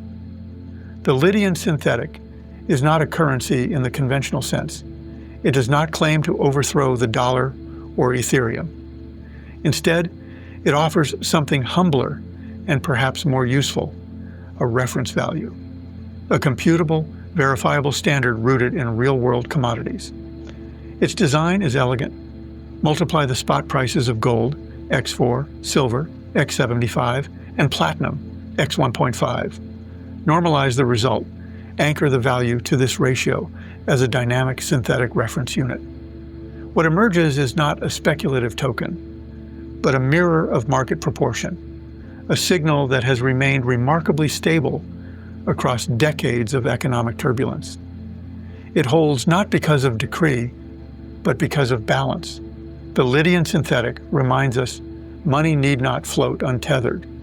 It can be rebalanced by the Earth's own logic, reclaiming the soul of the ledger. The movement towards synthetic currency is not just technical, it is spiritual. Where fiat demands belief and blockchain demands consensus, synthetics like the Lydian offer transparency over trust. The formula is published. The data is oracular. The code is inspectable. But even code must answer to values. Even ledgers have souls. If we build synthetic money only to replicate the logics of scarcity, surveillance, or speculation, we've built nothing new. But if we root synthetic design in reciprocity, stewardship, and shared proportion, we may find our way back to something older than coin, the measured breath of balance, the regenerative wealth reserve, a parallel vision. This is where the synthetic path intersects with a more ambitious vision, the regenerative wealth reserve, RWR. Where the Lydian synthetic encodes proportion into trade, the RWR asks a broader question. Can money reflect the health of life itself? Instead of backing currency with debt or commodities alone, the RWR envisions a system that stores value in clean watersheds, thriving cultures, intergenerational education, biodiversity, justice, and time itself. What if the interest we earned was based not on accumulation, but on restoration? What if wealth wasn't measured by extraction, but by what we returned, rebalanced, and remembered? This is the moral logic of the new synthetic age. Not just programmable money, but purposeful money. Between mirror and meaning. As we move forward, we must not only ask how to build synthetic systems, but why. The code will not save us. The protocol alone is not the promise, but in the hands of those who remember the lion, the earth, and the future generations who will inherit our ledgers, we may finally write a new story of value. Not one declared from above, not one gamed from below, but one agreed upon across time, across systems, and across life itself. Because the real question isn't whether synthetic money works. The question is, what do we want it to reflect? When money begins to watch you, it stops being yours. It becomes a permission slip, renewable, revocable, conditional. Chapter 9, The Digital Leviathan. CBDCs, surveillance, and the codification of compliance. If Chapter 8 was a glimpse into what is already forming, then what follows is the deeper question. Who has the right to define value? Who holds the pen when new currencies are written into the fabric of society? Should synthetic systems explore the power of code to reflect shared value, then CBDCs represent its shadow. Value defined not by consensus, but by control. The same tools that offer transparency and trust can also become instruments of surveillance. The next chapter explores that tension, the dream of the perfect coin. Imagine a currency that never gets lost, that can be tracked across borders, that knows who holds it, where it goes, what it buys, and when it expires. Imagine a money that can be taxed the moment it moves, frozen the moment it threatens, or redirected according to policy, all without courts, without banks, without warning. Now stop imagining. That money is being built. It is called a central bank digital currency, or CBDC. And while it promises efficiency, speed, and inclusion, it also threatens to become something else, the operating system of surveillance capitalism, or worse, digital authoritarianism. From notes to nodes, the shift from cash to digital currency seems inevitable. Most of us already live without paper. We tap, swipe, scan, but behind every digital transaction today is a private network. Banks, apps, cards, governed by law, yes, but not centralized by the state. CBDCs change that. With a CBDC, the central bank becomes the issuer, ledger keeper, and enforcer. Every unit is traceable. Every transaction is recordable. Every wallet can be whitelisted or blacklisted. This is not merely a new currency. It is a new nervous system for the state. China's eCNY already operates in over 200 cities. Nigeria's Naira is live. The European Central Bank has published its framework. The US cautiously is researching. But make no mistake, this is a global arms race, not of missiles, but of monetary control. The incentive is clear. With a CBDC, central banks can enforce capital controls instantly, airdrop stimulus directly, track illicit activity in real time, automate taxation, expire money to encourage spending, penalize behaviors with financial friction. But if money can be expired, it can also be denied. And when spending becomes surveillance, autonomy collapses into algorithmic compliance, the social credit of money. Let us consider the logical extension. A state issues programmable money. It links this currency to digital ID. It connects digital ID to behavior scores, and it allows or disallows purchases based on those scores. Suddenly, a student protesting tuition hikes finds her transit payments temporarily blocked. A journalist critical of the regime receives a notification: insufficient wallet permissions. A small business operating in a politically sensitive region is algorithmically deprioritized in procurement pipelines. The currency does not imprison. It simply refuses. This is not fiction. In some jurisdictions, it is policy draft. The digital Leviathan does not roar, it watches. And when it speaks, it is in code. The illusion of inclusion proponents argue that CBDCs will bank the unbanked. And to some extent, that's true. In nations where access to traditional financial infrastructure is limited, state-backed digital wallets may expand participation. But inclusion without rights is not justice. If the same wallet that offers access can also enforce exclusion based on politics, geography, or biometric risk profiles, then it is not a tool of empowerment. It is a leash. To be included in a system that watches you, ranks you, and can deny you is not inclusion. It is assimilation under conditional terms. The silent drift into control.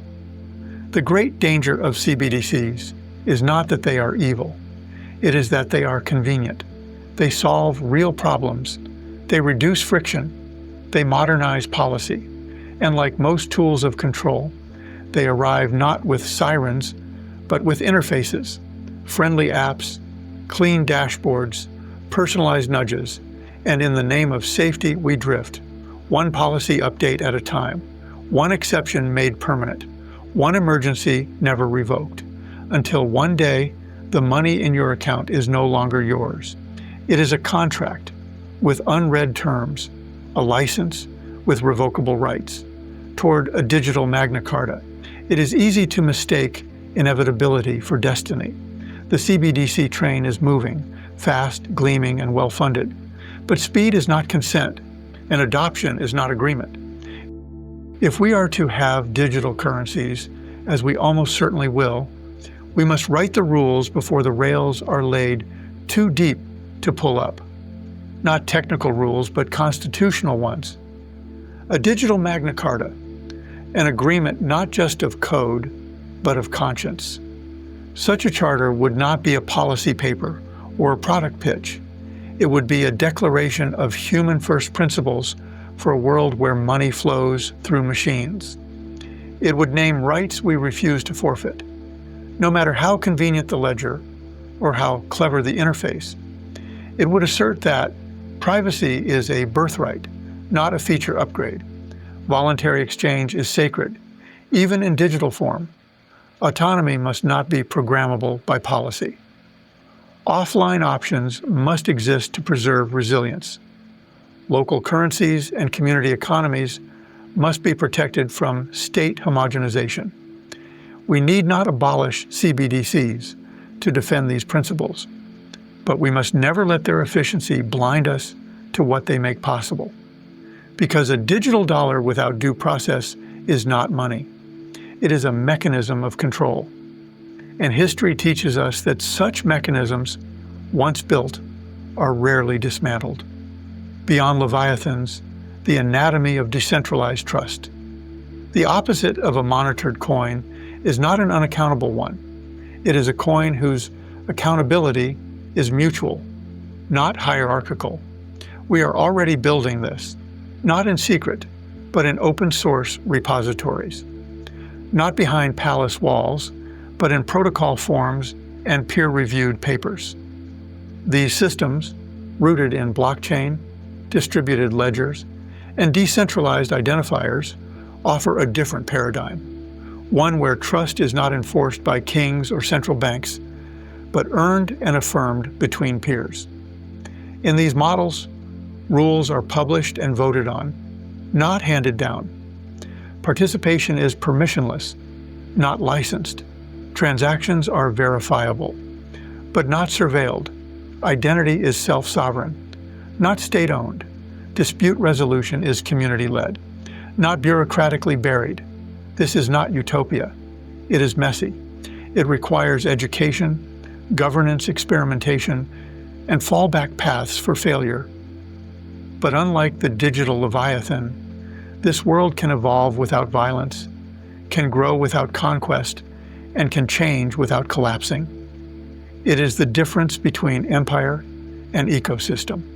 And the true genius of decentralization is not just that no one is in control, but that everyone has a say in the rules that shape their lives. Regenerating trust, currency as covenant. In the regenerative future, money is not a control point. It is a covenant. It records not just what we owe, but what we honor. It encodes not just value, but values. The regenerative wealth reserve and the broader movement it represents proposes that our monetary future must be more than efficient. It must be ethical, ecological, and existentially honest. It must reflect the limits of the earth, the dignity of communities, the sovereignty of people beyond platforms and passports. Such a system does not require everyone to agree on one coin, one protocol, or one reserve asset. It only requires us to agree on this. No one system should have the power to define everyone's value. Plural money for plural societies. Local trust for global networks. Choice, not coercion. That is how we regenerate trust, not by scaling a single solution, but by inviting diversity to flourish within interoperable frameworks. Reflection. The future of money will be digital, but the spirit of money, what it enables, protects, and represents, must remain human. If we lose that, we will not just automate commerce, we will automate obedience. So we must choose carefully and design boldly, not in fear, but in freedom. Not for kings and central banks, but for communities that remember their worth. Let the code be open. Let the ledger be shared. And let the next chapter of civilization be written, not in debt, but in trust, earned, encrypted, and free. What we call priceless is often what we've forgotten how to count. What we call trustless is often what we've never truly earned. Chapter 10, Trustless, Priceless. Redefining value in a multipolar world. The limits of measurement. But even as we dream of shared ledgers and open systems, we must confront a final paradox. Can all that is sacred be counted? Can what we hold most dear be measured at all? Let us ask not just how we transact, but what we forget when we reduce worth to digits. Beyond central banks and crypto ledgers lies the most difficult task of all, redefining value itself. We've explored the machinery and morality of money, but now we ask the deeper question: what is worth more than price, and how might we honor it? We have spent the last 9 chapters chasing the elusive essence of money, its functions, its failures, its future. We have weighed its metal, traced its code, studied its laws, and decoded its ghosts. And yet, something still evades us. Not a technical function, not a legal term, not a commodity or coin, but a question: what is truly valuable, and who decides? The 20th century tried to answer that with GDP. The 21st century tries with tokens. Both fall short, because while money may count many things, it still stumbles over what matters most: the health of a forest, the dignity of a people, the wisdom of elders, the resilience of a coral reef, the joy of a community in balance. These aren't just priceless, they are beyond price, because they were never meant to be exchanged, only honored. And so we arrive at the border between economy and ecology, between ledger and life. Here the questions change. A multipolar world, a multipolar meaning. The world is no longer unipolar. The dollar no longer floats alone. The euro, the yuan, the rupee, and the real now carve regional paths. Crypto casts a transnational shadow. Barter reemerges where trust fails. Local tokens grow in places where global systems forget. This is not fragmentation. It is plurality, the return of many stories of value, told in many voices. And yet, even in this multipolar terrain, we still export an old logic that everything must be priced, that all decisions must converge into one ledger, one market, one measure of worth. But what if value could not be converged? What if it was contextual, like language, cultural, like food, spiritual, like silence? What if the future of money wasn't to agree on one number, but to build systems where many kinds of value could coexist, without being collapsed into currency? Trustless systems, human trust. Blockchain evangelists speak of trustless systems as if trust were a bug to be fixed, rather than the oldest currency we've ever known. Yes, decentralized systems can verify transactions without intermediaries. But the deeper truth is this: even in a trustless protocol, humans must still trust the architecture, the update process, the oracles, the governance. And even when protocols work perfectly, meaning is still made in relationships. No smart contract can measure the weight of a promise made face-to-face. No token can capture the value of presence, service, or love. So we must be careful, because in trying to remove the risk of betrayal, we may also remove the possibility of belonging. A truly trustworthy system is not one where we never need to trust. It is one where trust is nurtured, visible, and accountable, not bypassed, but rebuilt, priceless, and yet worth everything. The word priceless is a paradox. It means both invaluable and untradeable. But in a world ruled by trade, the untradeable is often ignored, or worse, destroyed. The forest has no price until it becomes lumber. The elder's story has no price until it is patented. The river has no price until it is dammed. But we are learning, slowly, painfully, we are learning that to ignore what is priceless is to bankrupt what is essential. That is why regenerative economics does not just expand the balance sheet, it recalibrates the compass. It asks not, how much is this worth, but what does this sustain?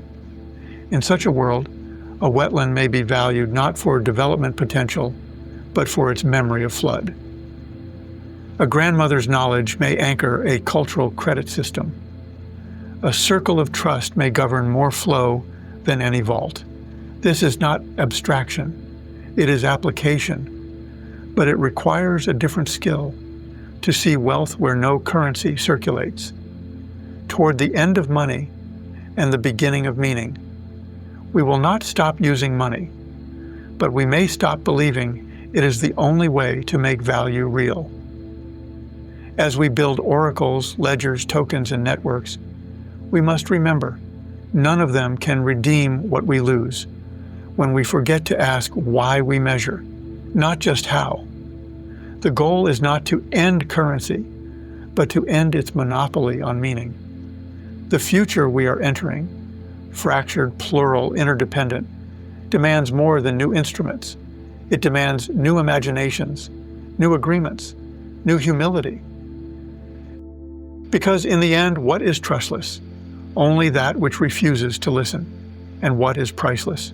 Only that which, once lost, can never be rebuilt. Final reflection. We began with a lion stamped on a coin. We are here today with something far older, a handshake, a promise, a song. These too are currencies, and perhaps they always were. So may we spend wisely, not just our money, but our attention, our trust, our time, our stories. Because the future of value is not what we mint, it's what we remember. Epilogue, the coin and the compass. In every age, money mirrors the myths we dare to believe. But beneath the metal, the ink, the code, there has always been a deeper question. Not what money is, but what it is for. We have journeyed through 10 chapters and thousands of years, through barter and coin, collapse and reform, data and debt, protocol and power. We've examined the laws, the ledgers, the crises, and the codes, and still, the most important truths may not live in any of those systems, because in the end, money is not merely an invention. It is a reflection, a crystallized agreement on how we see one another, how we store memory, and how we project intention across time. It is not neutral. It never was. Money encodes belief, and belief over centuries builds empires or burns them down. Beyond the next coin, many ask, what comes next? Will the future belong to the dollar, the digital yuan, or decentralized ledgers? Will central banks yield to open source protocols? Will AI set rates and issue credit? Will climate collapse force a new kind of reserve? All of these futures are plausible, but none of them are inevitable. What comes next will not be defined by technology alone, but by who gets to decide what they value and what they fear. Because every system, no matter how advanced, carries the ethics of its architects.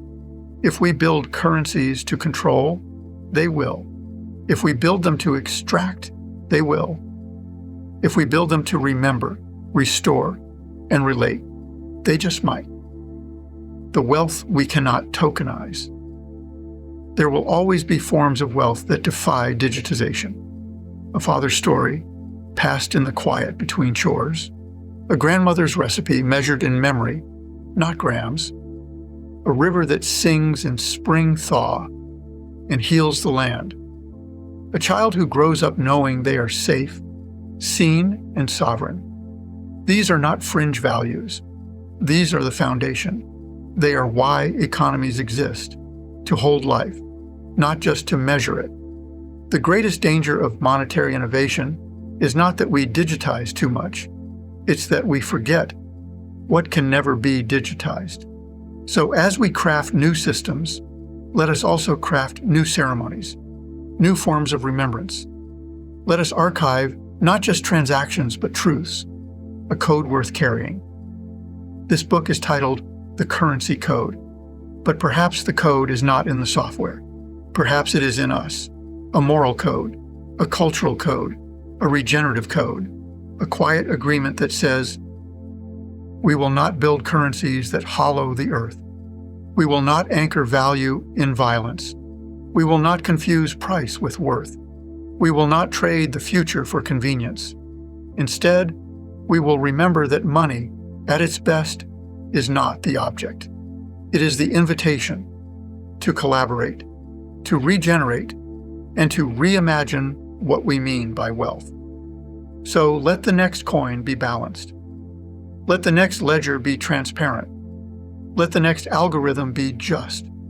And let the next agreement carry the weight of our ancestors and the breath of those not yet born. Because the story of money is not finished. It is only now becoming honest. The Digital Magna Carta for Monetary Sovereignty. A declaration of rights, responsibilities, and design principles for a post-fiat world. Prologue. In the shadow of the mint. There comes a time in every civilization when money forgets who it serves. What begins as a tool, to measure, to exchange, to remember, becomes an institution. What was once an agreement becomes decree, and what once expressed trust begins to demand it. We are at such a moment now. Across the world, money is no longer minted. It is coded, issued not from vaults, but from algorithms, backed not by metals or grain, but by the full abstraction of belief. And yet belief, once digitized, becomes architecture. Architecture becomes protocol. And protocol, unchecked, becomes power without a name. This document is written not against technology, but for memory. For the memory of barter fires and temple ledgers, of grandmothers' coin purses and the smell of ink on worn banknotes. For the memory of how money has been used to uplift and to erase. It is also written for what is to come, because the age of central bank digital currencies is upon us, because programmable money is no longer hypothetical, because consent is being coded without our signatures, and because silence now is complicity in systems that will define not just trade, but identity, liberty, and belonging. We do not reject evolution. We reject its imposition without dialogue. We reject the quiet disappearance of choice behind convenience. We reject the algorithm as final arbiter of worth. Instead, we call for a reaffirmation of the civic spirit, a new compact, a declaration not of independence, but of interdependence, plurality, and the inalienable dignity of economic freedom. This Magna Carta is not a demand. It is a design, a statement of what must be built before it is too late to build otherwise. A reminder that money, like law, must be accountable, that privacy is not a feature, that sovereignty cannot be tokenized, and that the future, if it is to be just, must be remembered before it is engineered. We write this not for ourselves alone, but for those who have no bank accounts, for those whose currencies collapsed under regimes and sanctions, for those whose trade is done in silence and whose value was never counted. We write it for future generations who will inherit our ledgers and the ethics embedded in them. This is not a prophecy. It is a foundation. It is not a law. It is an oath. And it begins with this: let no currency rise without the consent of the people. Let no protocol eclipse the rights of the poor. Let no system call itself sovereign unless it can be refused. Let money remember who it serves, and let those it serves write the terms. Preamble. In recognition that money has never been neutral, and that in this digital age, currencies no longer merely carry value, but the architecture of control itself. We, the undersigned, put forth these principles as both compass and covenant.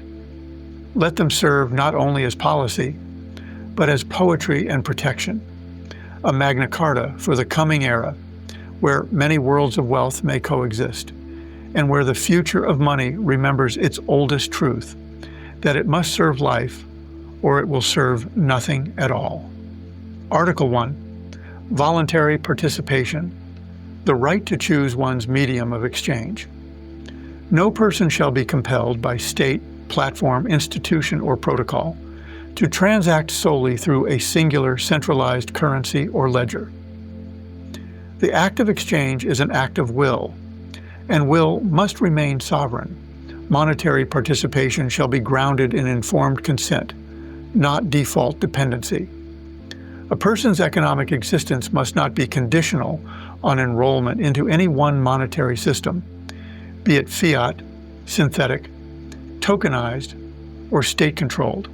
Let this article affirm that plurality of currency is not a threat to order, but a safeguard against tyranny, that coercive monetary mandates, especially those encoded into CBDCs or platform-specific tokens, undermine the very premise of free exchange.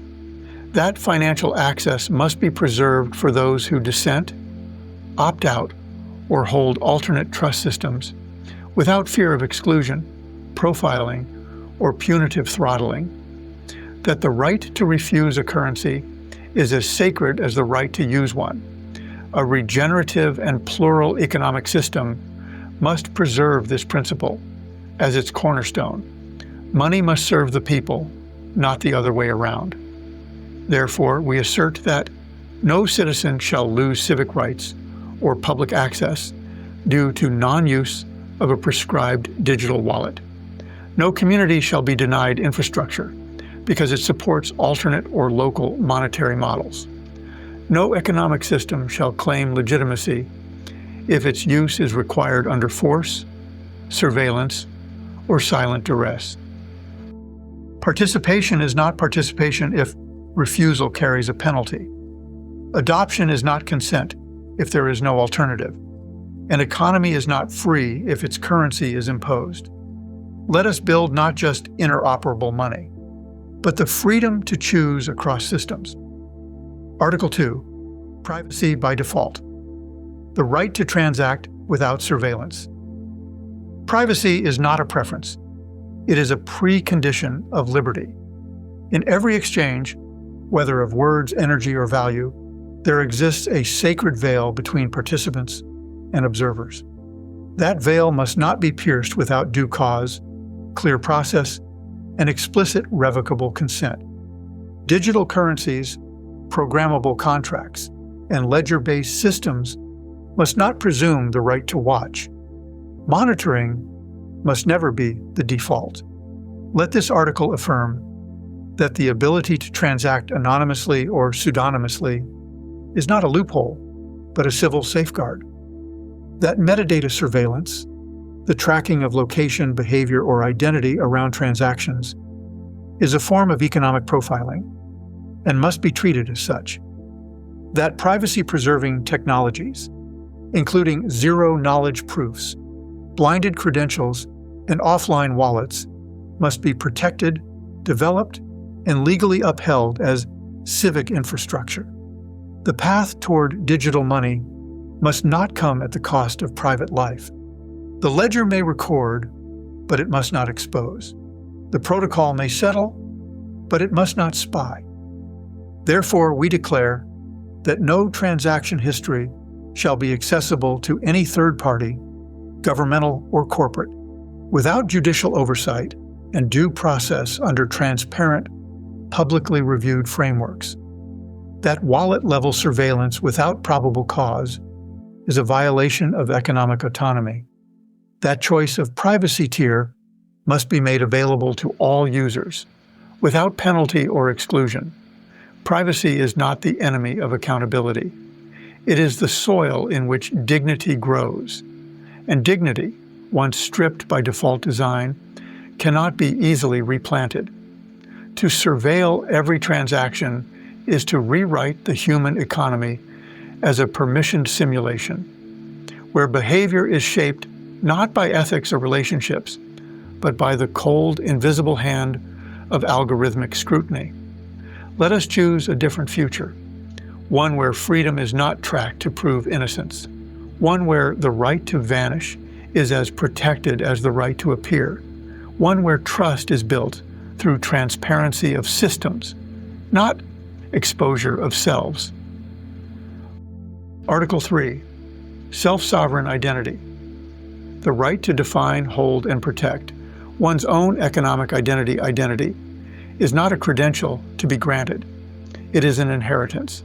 It begins before language persists beyond jurisdiction and belongs first and finally to the self. In a world where monetary access is increasingly linked to digital identity, this article affirms that identity must never be weaponized, monetized without consent, or locked behind bureaucratic or algorithmic gates.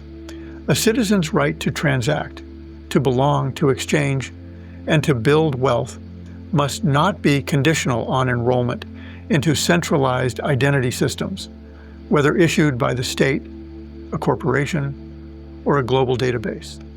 Let this article affirm that the individual holds primary authority over their identity, not governments, not platforms, not ledgers. That identity must be portable, revocable, encrypted, and controlled by the person it represents. That decentralized identifiers, DIDs, and verifiable credentials are not merely technical tools, but expressions of civil dignity, and must be protected accordingly. Therefore, we declare that no monetary system shall require biometric or behavioral submission as a precondition to use. That pseudonymous participation shall be upheld as a valid mode of interaction. That the individual shall have the right to create, manage, and retire multiple digital identities in accordance with their roles, cultures, and needs. We further assert that economic identity must not be scored, ranked, or assigned a reputation index without transparency, contestability, and the right to opt out. No individual shall be bound to a single state-sanctioned or corporate-assigned identity without recourse. Systems that refuse entry based on unverifiable or exclusive ID requirements shall be deemed in violation of this charter. Self-sovereign identity is not a luxury. It is the last firewall between freedom and digital feudalism. When we hand our identity to the ledger without recourse, we do not become citizens, we become subjects. Let our systems respect the boundary between record and recognition. Let us restore identity to its rightful holder, the person, not the protocol. Article 4, Transparency of Protocols. The right to understand, inspect, and influence the rules that govern value. In every society, the rules of money are the rules of life. They determine who thrives and who withers, what grows and what is abandoned, what is remembered and what is erased. When those rules are hidden, obscured behind proprietary code, closed committees, or opaque algorithms, we are no longer participants.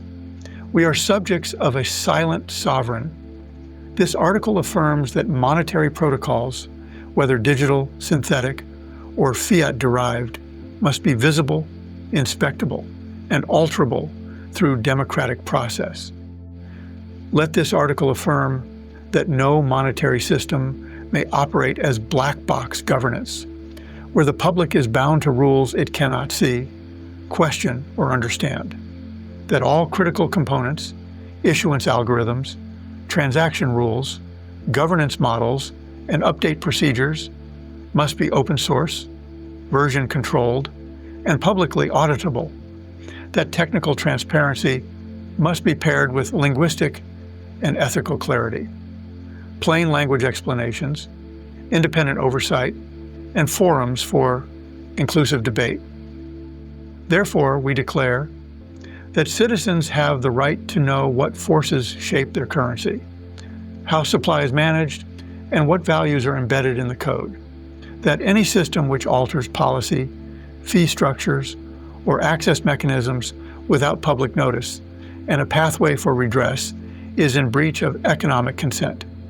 That closed monetary platforms, even those privately issued, bear responsibility to disclose the risks, behaviors, and structural power they encode. Transparency is not a threat to stability. It is the only lasting foundation for legitimacy. Let us be clear, Obscured protocols serve only those who benefit from confusion. A monetary system that cannot explain itself does not deserve our trust. To entrust one's labor, livelihood, and lineage to a system requires more than function. It requires shared understanding. Let the code be readable. Let the decisions be public. Let the people be informed, not merely updated. In the language of value, there must be no silent clauses. Article 5, Local Monetary Sovereignty.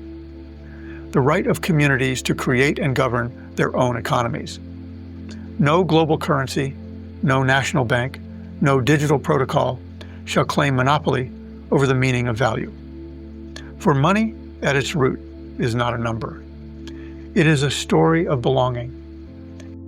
Every community, tribal, municipal, rural, diasporic, has the right to articulate and exchange value in ways that reflect its ecology, memory, and rhythm. The imposition of a singular currency upon diverse societies is not progress. It is erasure. Let this article affirm that local currencies, community tokens, and time banks are not economic anomalies. They are expressions of sovereignty, that communities must have the freedom to design and govern mediums of exchange that reflect their values.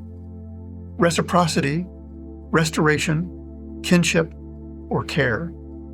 That no supranational regime or central bank shall invalidate, suppress, or punish alternative value systems so long as they operate transparently and consensually. Therefore, we declare that every people may issue their own unit of account, medium of exchange, and store of communal memory, whether denominated in goods, hours, labor, carbon, crops, or shared contribution. That monetary pluralism is a human right and shall be protected as a cultural right under international law, that the tools of global interoperability shall not be weaponized to marginalize small systems, but rather built to uplift them. This principle also applies in digital space. DAOs, co-ops, and virtual communities must retain the right to circulate their own currencies, so long as they do not harm others or impose against consent. Local sovereignty is not fragmentation. It is resilience through diversity. It is how ecosystems thrive and how economies endure. To deny a people the power to define their own value is to deny them the language of freedom. To recognize that power is to allow 1,000 gardens of wealth to bloom, each shaped by the soil beneath it. Let the centers hold what they must, but let the peripheries speak for themselves. Let us build systems where small economies are not swallowed, but sung into the chorus of global exchange. Article 6, Right to cash and offline value, the right to transact without connectivity, gatekeeping, or digital dependency. There will always be a day when the power fails. A storm, a war, a forgotten village, a signal lost in a canyon. And when that day comes, our right to exchange must not go with it. This article affirms that economic resilience requires physical redundancy, that value must never be bound exclusively to digital systems, remote servers, or online identities. If money disappears when the network blinks, then so too does freedom. Cash is not obsolete. It is a lifeline. It requires no password, no data plan, no tracking script. It speaks across generations, across classes, across emergencies. Let this article affirm that offline money, whether paper, coin, voucher, or encrypted hardware, must be preserved as a public good, that no state, platform, or retailer may refuse physical cash as a legitimate tender for basic goods and services without providing an accessible, rights-respecting alternative, that offline-capable digital tools, such as smart cards, portable wallets, and local ledgers, must be designed and subsidized to ensure inclusion.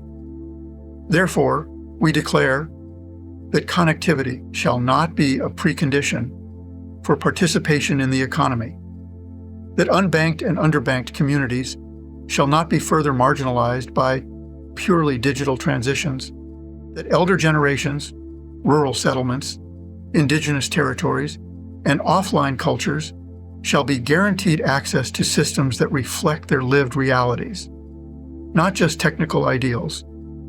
The right to transact must be as universal as the right to speak, and it must not expire with a software update.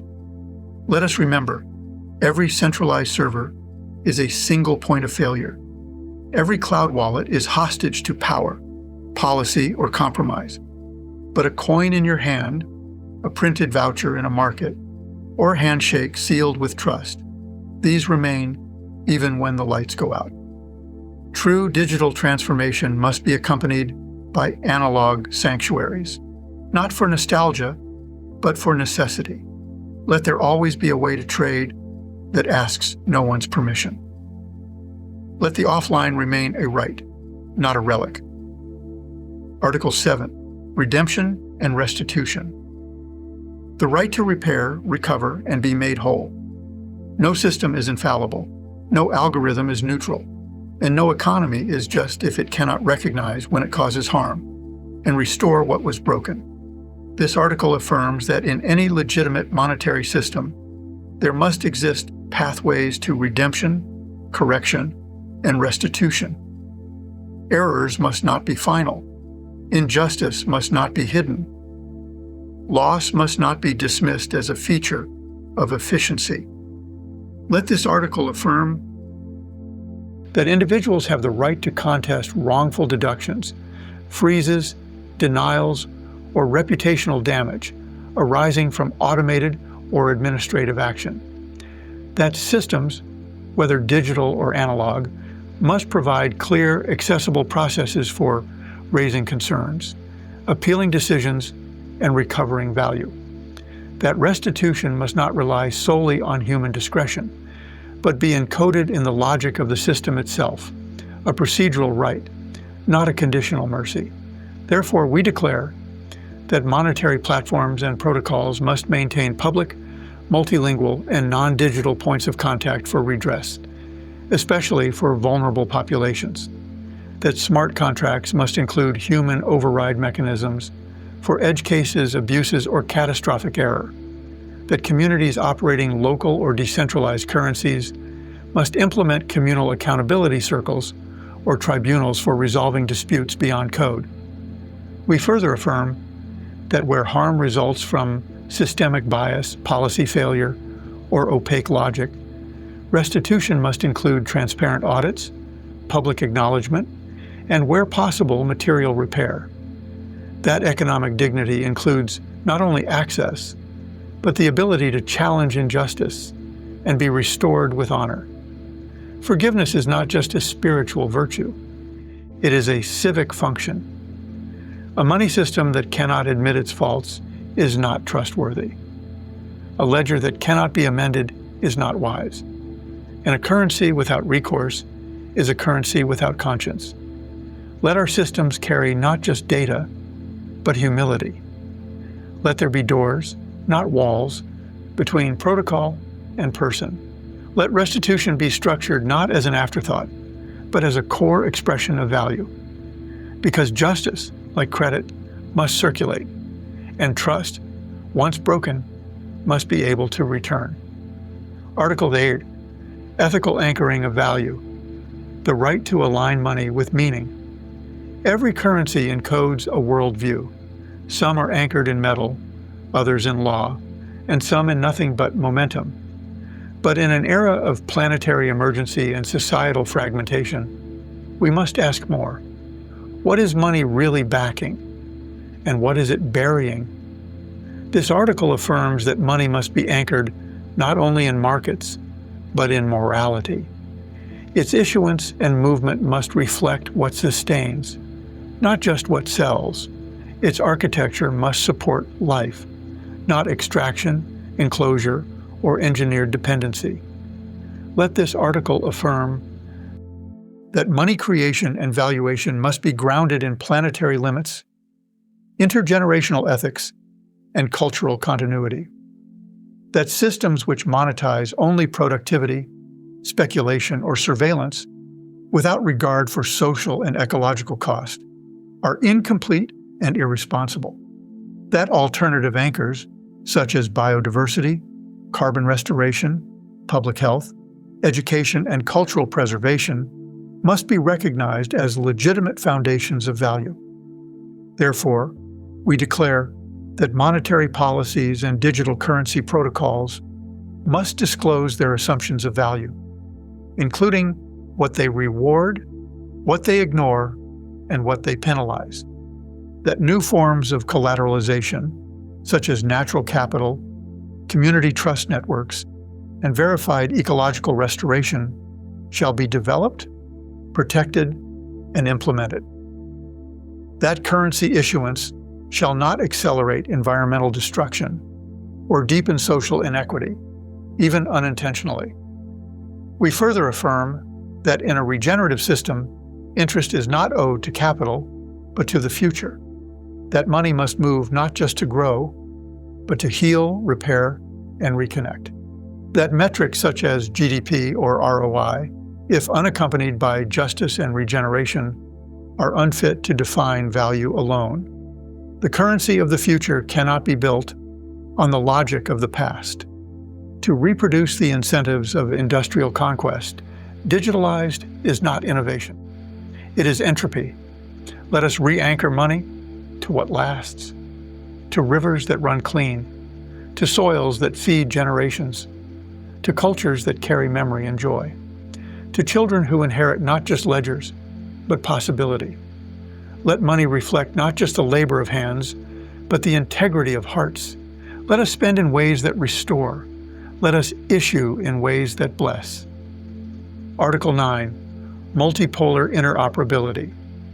The right to exchange without erasure. Ours is not a world of one coin, nor should it be.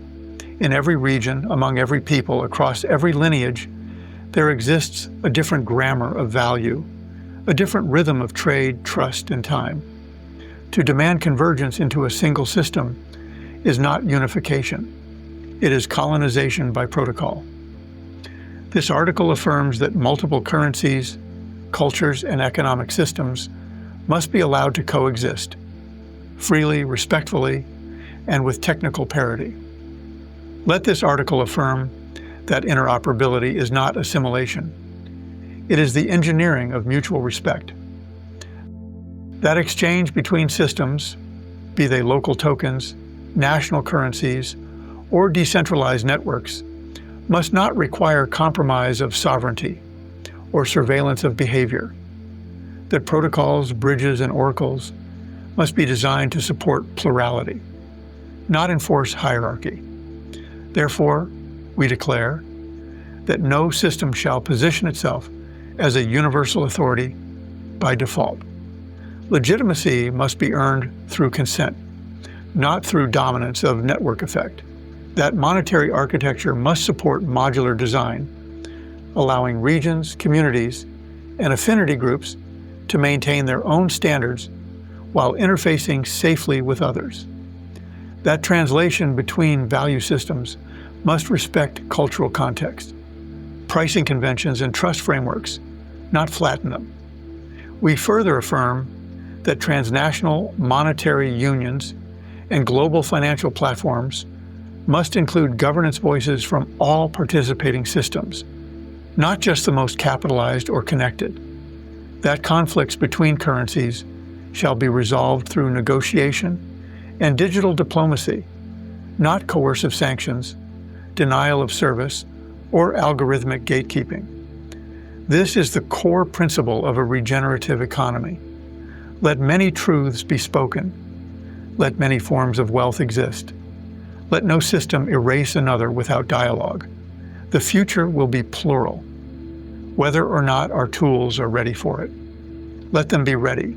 Let us build bridges that do not collapse the banks they touch. Let us craft standards that carry difference, not dilute it. Let value flow like a river through many lands, nourishing each, conquering none. Article X, Constitutional Compliance. The right to be governed by law, not algorithm alone. No currency, whether paper, code, or coin, shall operate above the law. No protocol shall substitute for the will of the people. And no ledger shall presume authority without legitimacy. This article affirms that monetary systems, digital or otherwise, must be subject to constitutional principles. They must respect and reflect the rights of those they serve. Technology may automate law, but it must never replace it. Let this article affirm that human rights precede digital rights.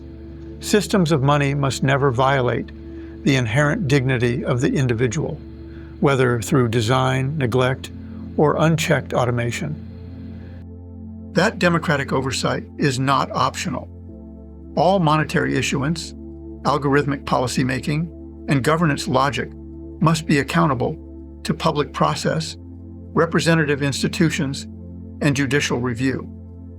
That emergency powers, when granted to monetary systems, must be tightly constrained, time-bound, and reversible by civic intervention. Therefore, we declare that no individual shall be denied access to economic systems without cause, process, and remedy, that no policy update, fork, or upgrade shall override the rights enshrined in constitutional or indigenous frameworks, that the right to due process, freedom of association, presumption of innocence, and access to redress shall extend into the economic sphere, including across digital and decentralized networks.